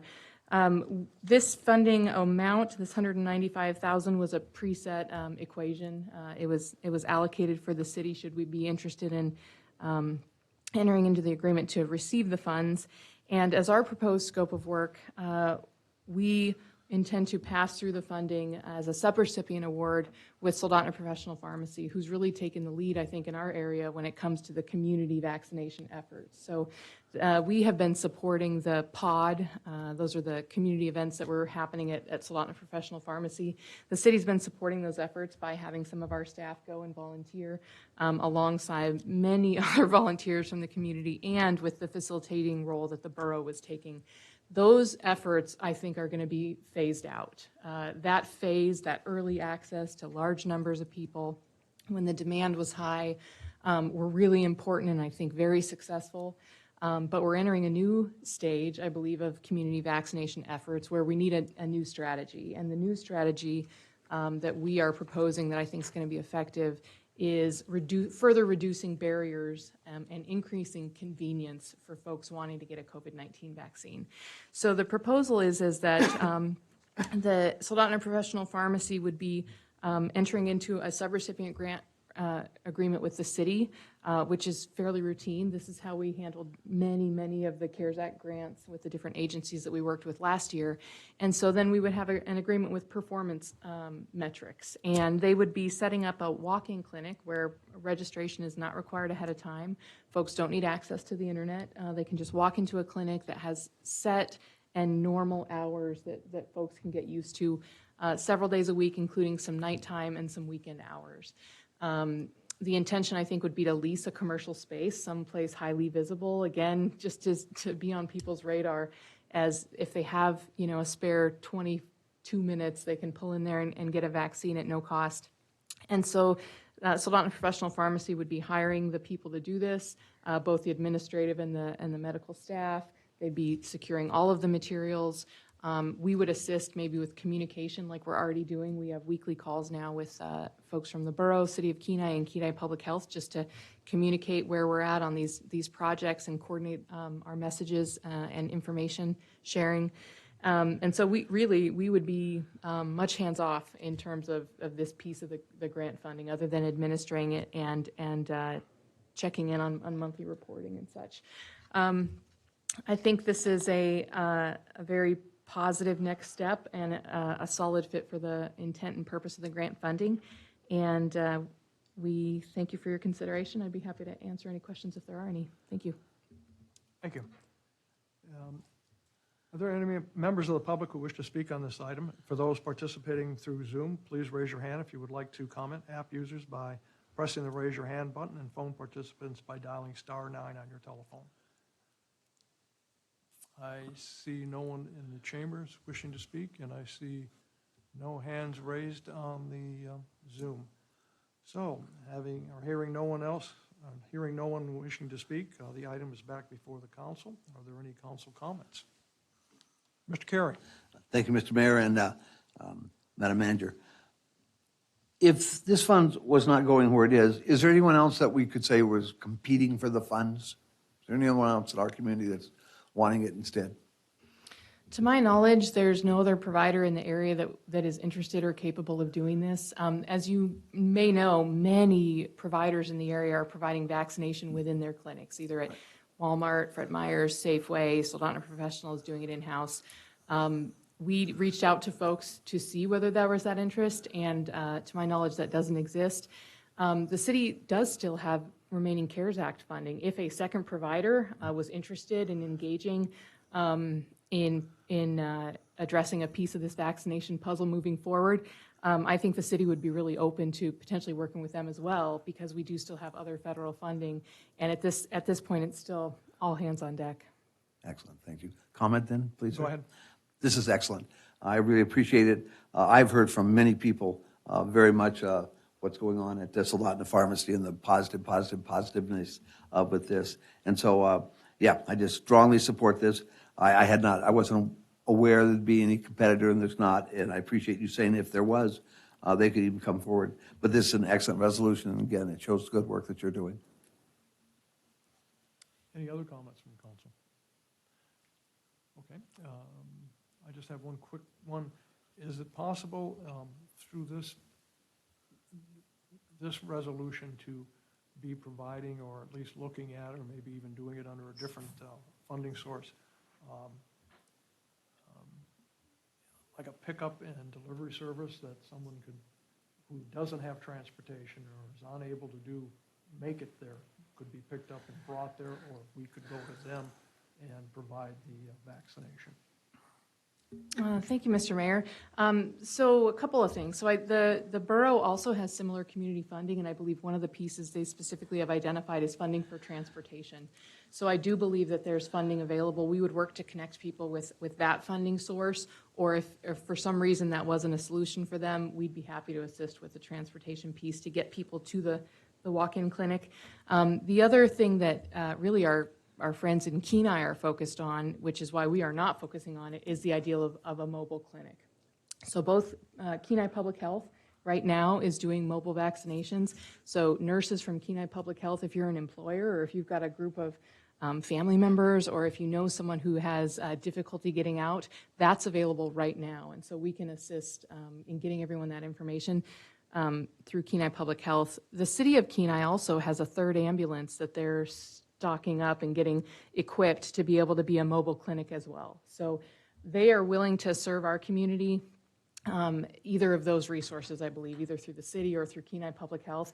And so we will coordinate with them if there are certain days that they can be in Soldotna, in our areas, to help get the people who can't leave their home access to vaccination. So I believe that solution will exist, as well as the potential for helping with transportation. Thank you. Any other questions, comments? Seeing none, we're back before the call for the vote, please. Councilmember Lisa Parker? Yes. Hutchings? Yes. Pamela Parker? Yes. Carey? Yes. Chilson? Yes. Student Representative Cox? Yes. You have 5 yes votes and 1 abstention. And the motion passed, and Resolution 2121-017 is enacted with a 5-0 vote. Thank you. Moving on to the next item, there's nothing under other. Mayor and council reports. We are back into the high numbers down here in the Kenai Peninsula area. I think the ones today were 15 or 18, I can't remember now for sure. So it's almost 100% chance we'll be having to go back to Zoom meetings at our next regular scheduled council meeting on the 28th. So be prepared to be a Zoom meeting and hope that our numbers start going down in the area. Along the same lines, I believe looking at the vaccination numbers that were showing statewide, I was kind of surprised that actually the Kenai Peninsula Borough is not very high. It's probably close to the bottom of the list. It's about 33%, where some of the other communities are a bit higher, Anchorage and such. So it behooves us to start to try and work and get these people in to get a vaccination. It's available. It's not like it was a month ago or 2 months ago when it first came out.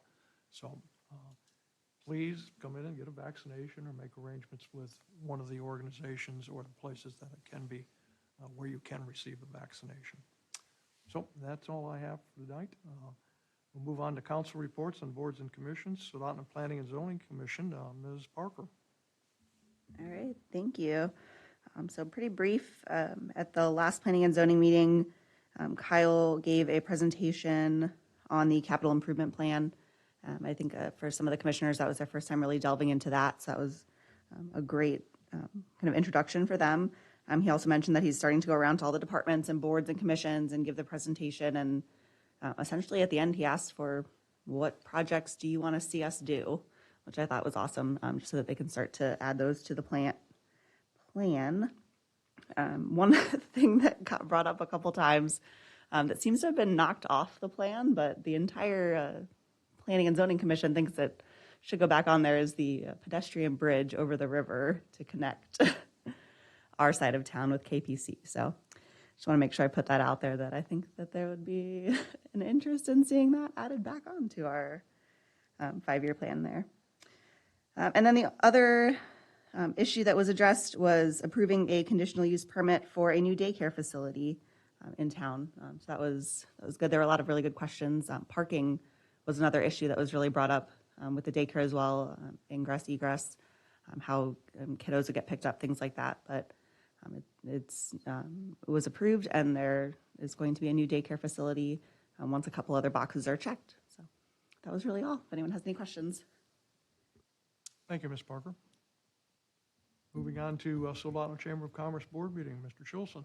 Thank you, Mr. Mayor. The Chamber of Commerce Board of Directors met this last Friday, the 9th. A couple of the key issues that were discussed. Big one is the ongoing development of the website. So this is a pretty significant project for our chamber, and it's actually been jointly funded between the chamber and the city of Soldotna. Unfortunately, there's been some pretty big delays with that, and thankfully, we do have a path forward ironed out. It looks like things are coming back on track, and we're scheduled to hopefully launch that later in May. Which is perfect timing because that's going to be a key part of the local advertising campaign that the city is partnering with the chamber on and investing about $250,000 into advertising and supporting local business activity here in the area. Secondly, we have the joint cleanup day for the two cities coming up on May 8th. And here in Soldotna, we're going to have a litter cleanup walk, actually originating from Everything Bagels. So again, May 8th, I think we'll be having details on it posted on the chamber site if you're interested. But show up, get a bag, carry, go get a different route, and help clean our city up. And hopefully our snow's gone by then. We can actually get the stuff picked up at the rate this is going. Also, there's further discussions. As you've probably heard, the CDC has extended its no sail order for cruise ships, and there's some considerations on how that's going to affect our summer tourism season. But on the upside on that note, all the word that we're hearing is that there's a pretty significant uptick in tourism via air travel this year into the state, and we're hoping that will somewhat mitigate that. I mean, obviously, you won't see a complete mitigation, but that is slightly encouraging. The chamber did put on its St. Patrick's Day parade last month, and it was a pretty good success. And then lastly, we did our annual award ceremony today. It was the first Soldotna Chamber luncheon hosted since prior to the pandemic, and it was great to see everyone back together again in person. Cliff Cochran and Tim Dillon were both awarded awards for excellence in their professions. They contribute an unmeasurable amount to our local business community, and it was great to see them receive those awards today. And then Greg Meyer was awarded the Chamber's Person of the Year for all of his community work that he does. And I don't know if any of you know him. I'm sure many of you do, but he's done incredible things at the food bank and supporting our community, and been a very valuable partner with the city on getting assistance out to the community, those that need it. I said lastly, but this will be the last thing. Bands have been booked for the Summer Music in the Park series. Check out the Chamber's website. I believe they have it posted online there. It looks like a pretty incredible lineup, and I think we're all really excited to see people be able to get back together for music in the park. I think we all need it in this community. So that's what I have for my report, Mr. Mayor. Thank you, Mr. Chilson. Moving on to the Kenai River Special Management Area Board meeting, Mr. Andrew Carmichael. Mr. Carmichael.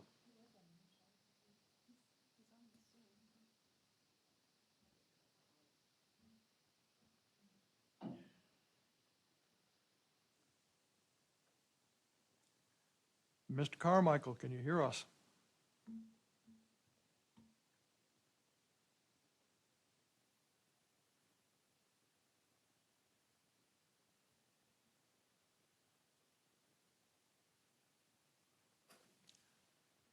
Mr. Mayor, it looks like he's stepped away from his screen, and so perhaps if he joins us, we could maybe do that after my report, or I could even get it, we could get it for you in writing. Oh, here he comes. He just unmuted. Mr. Carmichael, you're up.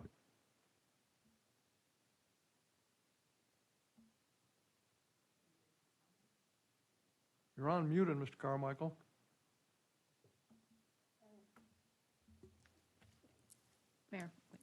He just texted that he is calling into the Zoom number, so apparently he's having technical difficulties. So.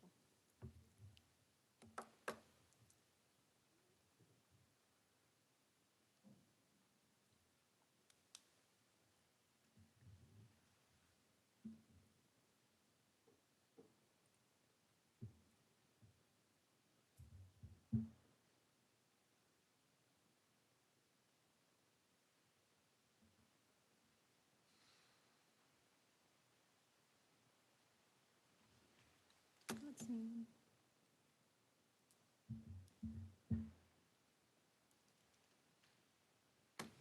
Is that him on the? Yep. Okay.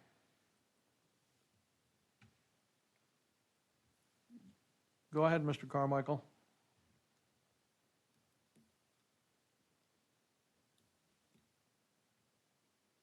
He's the 1949. Yeah. Mr. Carmichael, you're still muted on the phone. And it's a *6 to unmute.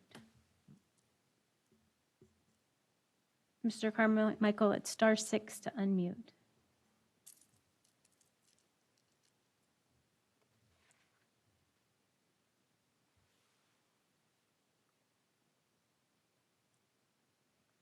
Okay, let's move on to the city manager's report, and we'll come back. Thank you, Mr. Mayor.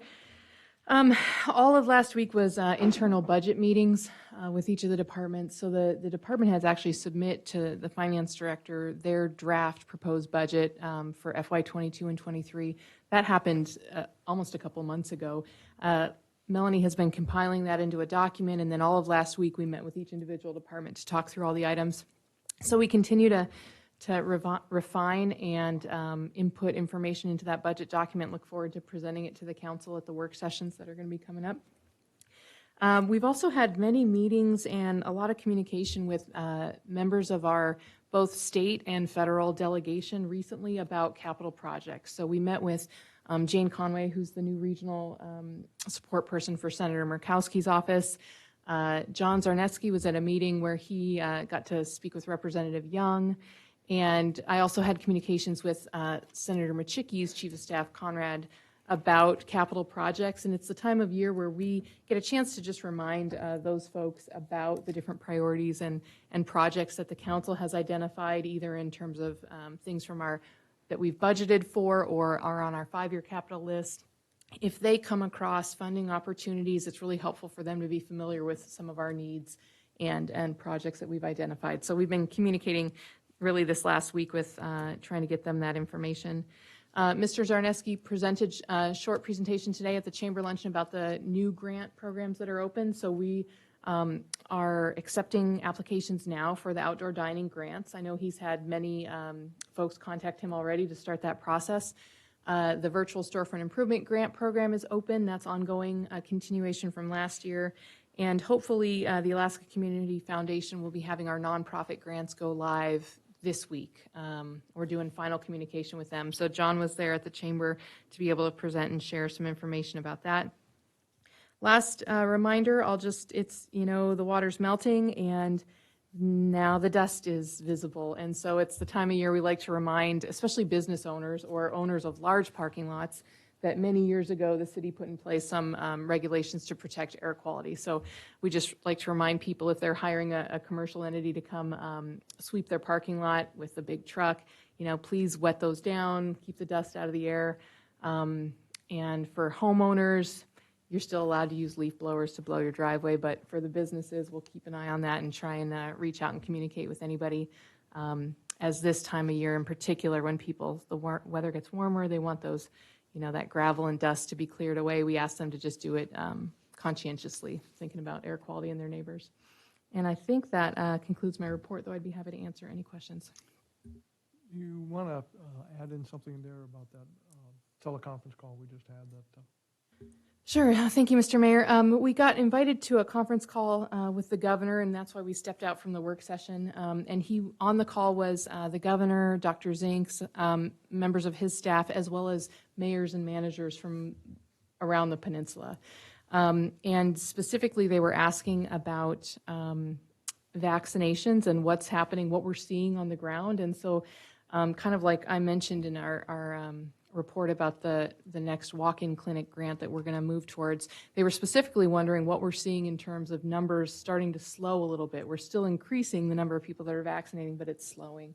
And they wondered if we had observations about whether that was a communication issue where people just aren't getting information, or if it may be a case where people have the information but they're choosing not to be vaccinated. So the different community members were able to share what they're working on and observations about what we're doing. I did thank the governor for a Facebook message he shared a couple weeks ago where he asked everyone 16 and older to join him in getting vaccinated so that we can fight this together. So we thanked him for that message and let him know that we're going to work to keep supporting these efforts here locally, and with some extent to a lot of support from the state as well. So, thank you. Are there any questions of the city manager? Seeing none, we apparently have lost Mr. Carmichael. He's able to speak, but his phone doesn't speak very well. So we'll take that report next time, or he can put together a written report or something, pass it out. So moving along to public comments. Members of the public will have 3 minutes to comment. Is there anyone from the public who wishes to comment? And for those participating through Zoom, please raise your hand if you would like to comment. App users by pressing the raise your hand button, and phone participants by dialing *9 on your telephone. I see no one under the attendees, and I see no one in the council chambers that wants to comment on anything. So we'll move on to item number 12, council comments, and Student Representative Cox. Thank you, Mr. Mayor. With spring sports, we're pretty busy right now with starting. We have had wrestling actually had a meet yesterday versus Homer at SoHi. That went pretty well. I didn't hear anything. Soccer, boys and girls, just got outside first day for practice today. Not the best weather, but it's a lot better than being inside and running on hard floors. And the soccer teams and the track and field have been working to clear our turf and track. We have a snow blower. We just been out with shovels and like our boots, just trying to kick at the snow, trying to get it up. We finally have a big enough area for soccer. Track, I believe, was out earlier this week, but they're also glad to be out of the school, not running out on the hard tile. Baseball and softball are both doing practices, and with all the sports, as far as I know, we are wearing masks while we're practicing, and I know that wrestling, which might be a big concern, they're getting tested twice a week at the school. They're very on top of it. I hear the announcement all the time. They are making sure that these wrestlers are safe, and they're making sure it's okay. Baseball and softball have been practicing, and I believe baseball is supposed to start games next week. And I actually forgot, but soccer has a jamboree on Friday and Saturday. It's going to be a few peninsula teams. It's SoHi, Kenai, Nikiski, and Homer. Boys and girls, varsity and JV. We're going to be playing on the Kenai turf. And they're going to range different times between Friday and Saturday. But we do have a game coming up, which is exciting for me. I haven't played a game in over a year. Our student council, not much going on. COVID has limited what we've been able to do. Graduation is coming up a little bit, so we are planning. We'll see where that goes. We're looking at our athletic director and our student council teacher, I guess, the person who's responsible for us. He's pushing for a graduation out on the turf, that's what I think he had. When he was in high school, that's what was normal at his high school. So I think he's pushing for us to do that because it'll be a little bit easier to mitigate. We can have everybody outside, have them distanced. And I don't know, I think he just likes it. We've heard different things from the community about both Sports Center and turf. So we're still deciding about that. despite not doing the prom, we're actually still doing prom royalty. So they've been sending out emails and stuff, which is interesting. I'm not sure what they're planning on doing that. I think they're going to announce it, maybe have a little bit of a assembly. We can't actually be in the gym, but they might Zoom. I'm not sure. They might video it up on the stage and play it for all the classrooms. NHS is doing inductions, also very limited. They have not been able to do very much this year, but we're glad that NHS, which I am also a part of, we're glad that inductions this year we actually are able to do in person. We are very, very limited. Each inductee is limited to bringing 4 people, 4 family members. We are going to do it in the auditorium. It's just limited. We're going to masks, mitigation, all of that. But I'm glad we still get to do it in person. That's the good thing. And then a new principal. Next year, we will not have Mr. Graham anymore. And right now, there are surveys for, I think, the general public, just about characteristics they want, priorities they want, and questions they'd like to ask the candidates. They don't have any candidates at the moment, as far as I know. But in regard to once the interviews start happening, they do want public information about what they would like to see a principal do. Thank you. That is all.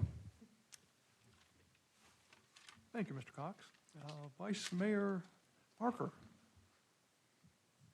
Thank you, Mayor Whitney. My comments will be brief. I did hear back from John Zarneski, and homelessness is not addressed in our current city comprehensive plan, but it's on the list to get added when we do an update.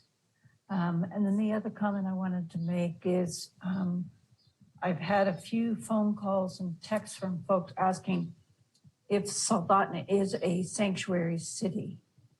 And the answer to that question is no, and I wish that whoever is posting this information that we are a sanctuary city would cease and desist. The council's taken no action in that regard, so like I say, I hope people will stop spreading false rumors about the city of Soldotna. That's all I have for now. Mr. Ruffridge. I don't have any comments at this time. Thank you. Thank you. Mr. Carey. One of the difficulties of my personality is I always want to win. And when I see something not going the way I'm hoping, particularly in a political situation, it bothers me. And so I want to start off, I want to apologize. I was accurate in terms of what was going on in terms of my objection on Mr. Tilson, but I didn't do it the way I should have done it. Should have done it much more calmly, and so I do apologize. When I realized that we were going to lose on that issue on postponing, I was very aware that I should have spoken earlier, but I just didn't think it was going to be an issue. And so the idea of getting involved in the discussion before we're at the point of postponing and seeing that we're going to postpone, I was aware I had not done a good job. I find it humorous, to think of the idea that we would oppose peace, seeking more funds for our community to enhance that particular characteristic. I couldn't hardly believe it. I do know it's come before us, and again, this was mentioned for 5 years. The Rotary is such a good group of people who do so much. I personally kind of felt like we gave them a little bit of a black eye, but I'm real open that we didn't really. It was just the way I looked at it. The idea of getting a large amount of spruce bark beetle removed, I thought was really another plus. I think it's very valid always for people to say that we should be notifying all the people concerned as much as possible about doing something. And so again, I can understand. And so I do hope when this comes back before us, and we will be able to support efforts to secure grant funding. I just think it's a real reasonable thing And we're working on homelessness. We're working on a lot of really good things. And there's so many very good people that live in Soldotna and around it. Peace is a pretty difficult thing, though, to prove and to, demonstrate. And so that I can understand that if someone asks us, well, what do you expect will go on in a peace garden? Well, I don't know. You'll see stuff going on. Particularly maybe there shouldn't be stuff going on which shows there's peace rather than maybe aggression. But again, it's kind of like trying to prove a negative. And so the main thing is I just want to say I did not do a good job on that resolution because I thought it was going to pass, and I was looking forward to speaking in favor of it. And I didn't deal well with the postponement. But I'm really pleased with the efforts we made on homelessness. And again, I do anticipate in 2 weeks we'll probably be able to support that resolution. Thank you. Ms. Hutchings. Well, I just want to say a big thank you to Greg Meyer at the Food Bank and Tim Dillon with KPED, because those boys have worked their buns off all year long. They have put out so much food. They've helped get so many grants. It's just amazing what those two gentlemen have done. So kudos to them and to the city for helping the food bank do such a great job. Thank you. Mr. Chilson. To Mr. Carey, well said, and no hard feelings. I think you put that very, very nicely. I think the world could benefit from more things that promote peace in this day and age. Absolutely. Secondly, to our staff, congratulations on launching our program to develop and enhance outdoor dining. I'm really excited to see that moving forward. I know that's a lot of work. You guys have been fantastic on just tacking on additional program on additional program on additional program this last year, and I'm always amazed by your guys' ability to adapt and continue to serve our community, so thank you. Ms. Pamela Parker.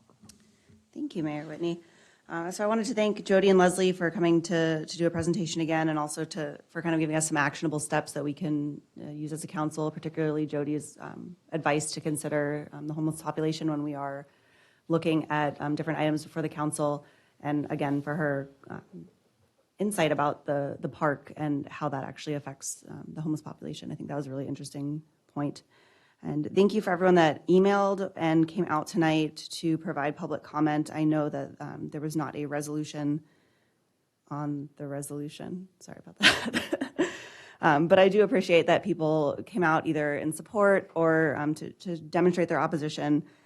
I really feel like this could have been resolved with a little communication. And it's sad that that didn't happen, and it's sad that now we seem to have a little bit of a division between the park and the neighbors, and that's potentially a 20-year relationship there, so that's definitely going to be some bridge mending that needs to happen, because regardless of what happens at our next meeting, as Mr. Pahala said, this park is happening, the trails are going to be going in. So I just really hope for better communication in the future between those two groups of individuals. On the thread of communication, Vice Mayor Parker mentioned the Sanctuary City flyer that was going around. I think that little bit of hate could have been left out of our community also with just a little bit of communication. If you have not had a chance to read it, I would warn you to kind of prepare yourself before you do. It was disgusting, to be perfectly honest with you, that there are individuals in our community that would use the hateful, bigoted language that they did in that flyer.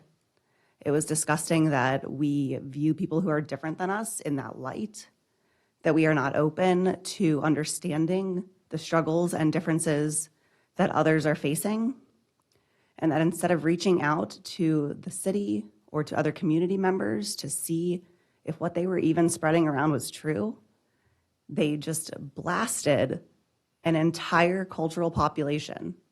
And those are the things that lead to increased hate in our community, and it's not acceptable in Soldotna.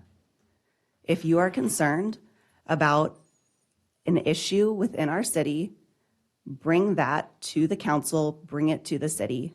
Don't stand at the mall and pass out slanderous flyers that are just going to incite hate and potentially violence in our town. It is not acceptable, and we will not stand for that in Soldotna. I'll end it with that. Thank you. Have a good night. Thank you, Ms. Parker. There was a couple of comments tonight about this flyer. I received a copy of it, and we were wondering where it was coming from and who was involved in it and everything else. And we got a little information from the city manager earlier this evening on it, and I'll just read the first top part of it, how this all started. It says, urgent, Soldotna residents have 10 days to return the enclosed referendum on declaring sanctuary city status for this part of Alaska. This is from Mike Huckabee and David Godar for Secure America Now, with a P.O. box in Washington, D.C. And of course, Mr. Huckabee is the former governor of Arkansas, if I remember correctly. And after you get through the paragraph of not so nice comments, you get this last sentence. Below, am sending it back immediately along with this one-time contribution of, and then it has check marks of what kind of money you can donate, and you can do it by cash, check, or money order, or credit card. So that's where that originated from. It's unfortunate. I believe we have something on the city Facebook page, a brief paragraph on comment about this. Mr. Mayor, we have not yet, but I'll be happy to follow up and put that statement out there so that folks get accurate information. Basically, that statement says there's no basis in fact for this. It was a shame that the person or group who put this out wasn't able to even sign their name to it or their group, and that this is not a sanctuary city. There's no discussion of being a sanctuary city, and that this is just something to stir up an issue that isn't there. It shouldn't even be out there. So that's all I have to say on that issue again. So next item on the agenda is executive session.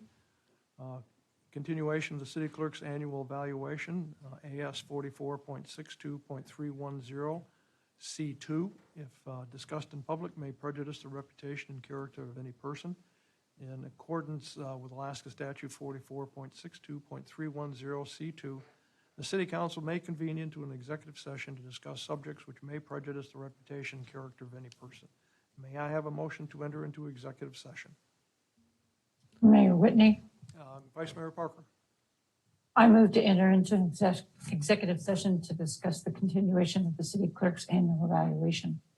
Ms. Sainer has elected to have the discussion take place in executive session. The executive session will include yourself and the city council members only. Thank you. Second, thank you, Ms. Hutchings. Are there any objections to convening into an executive session? Might we take a brief 5-minute recess prior to that? I'm sorry, couldn't hear you. Could we take just a minute break or two Yes, before we it's- start? Thank It's you. going to take a time to shut everything support down and that. get switched over to a conference call. Do you want to make the Zoom statement? I'm sorry, what? Please make the Zoom statement.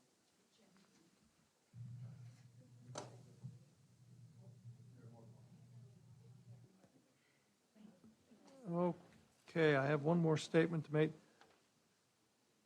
For those attending through Zoom, the Zoom meeting will be ended as we enter into executive session, and the Zoom meeting will not be resumed. No further business other than adjournment will take place after the executive session.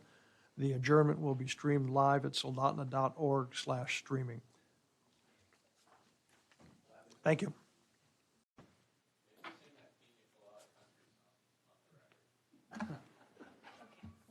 You don't want me singing on anything. May I have a motion to come out of executive session? I'll move to take us out of executive session and resume the normal meeting. I'll second. Okay. We are out of executive session. We didn't vote on it. We are down to, what? We didn't vote on the motion. Do we need to vote on the motion for, what? Yeah. Is there any objection? Okay. We have an objection to come out of executive session. All right.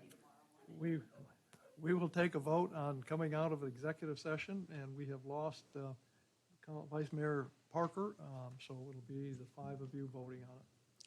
Yes, to come out of executive session.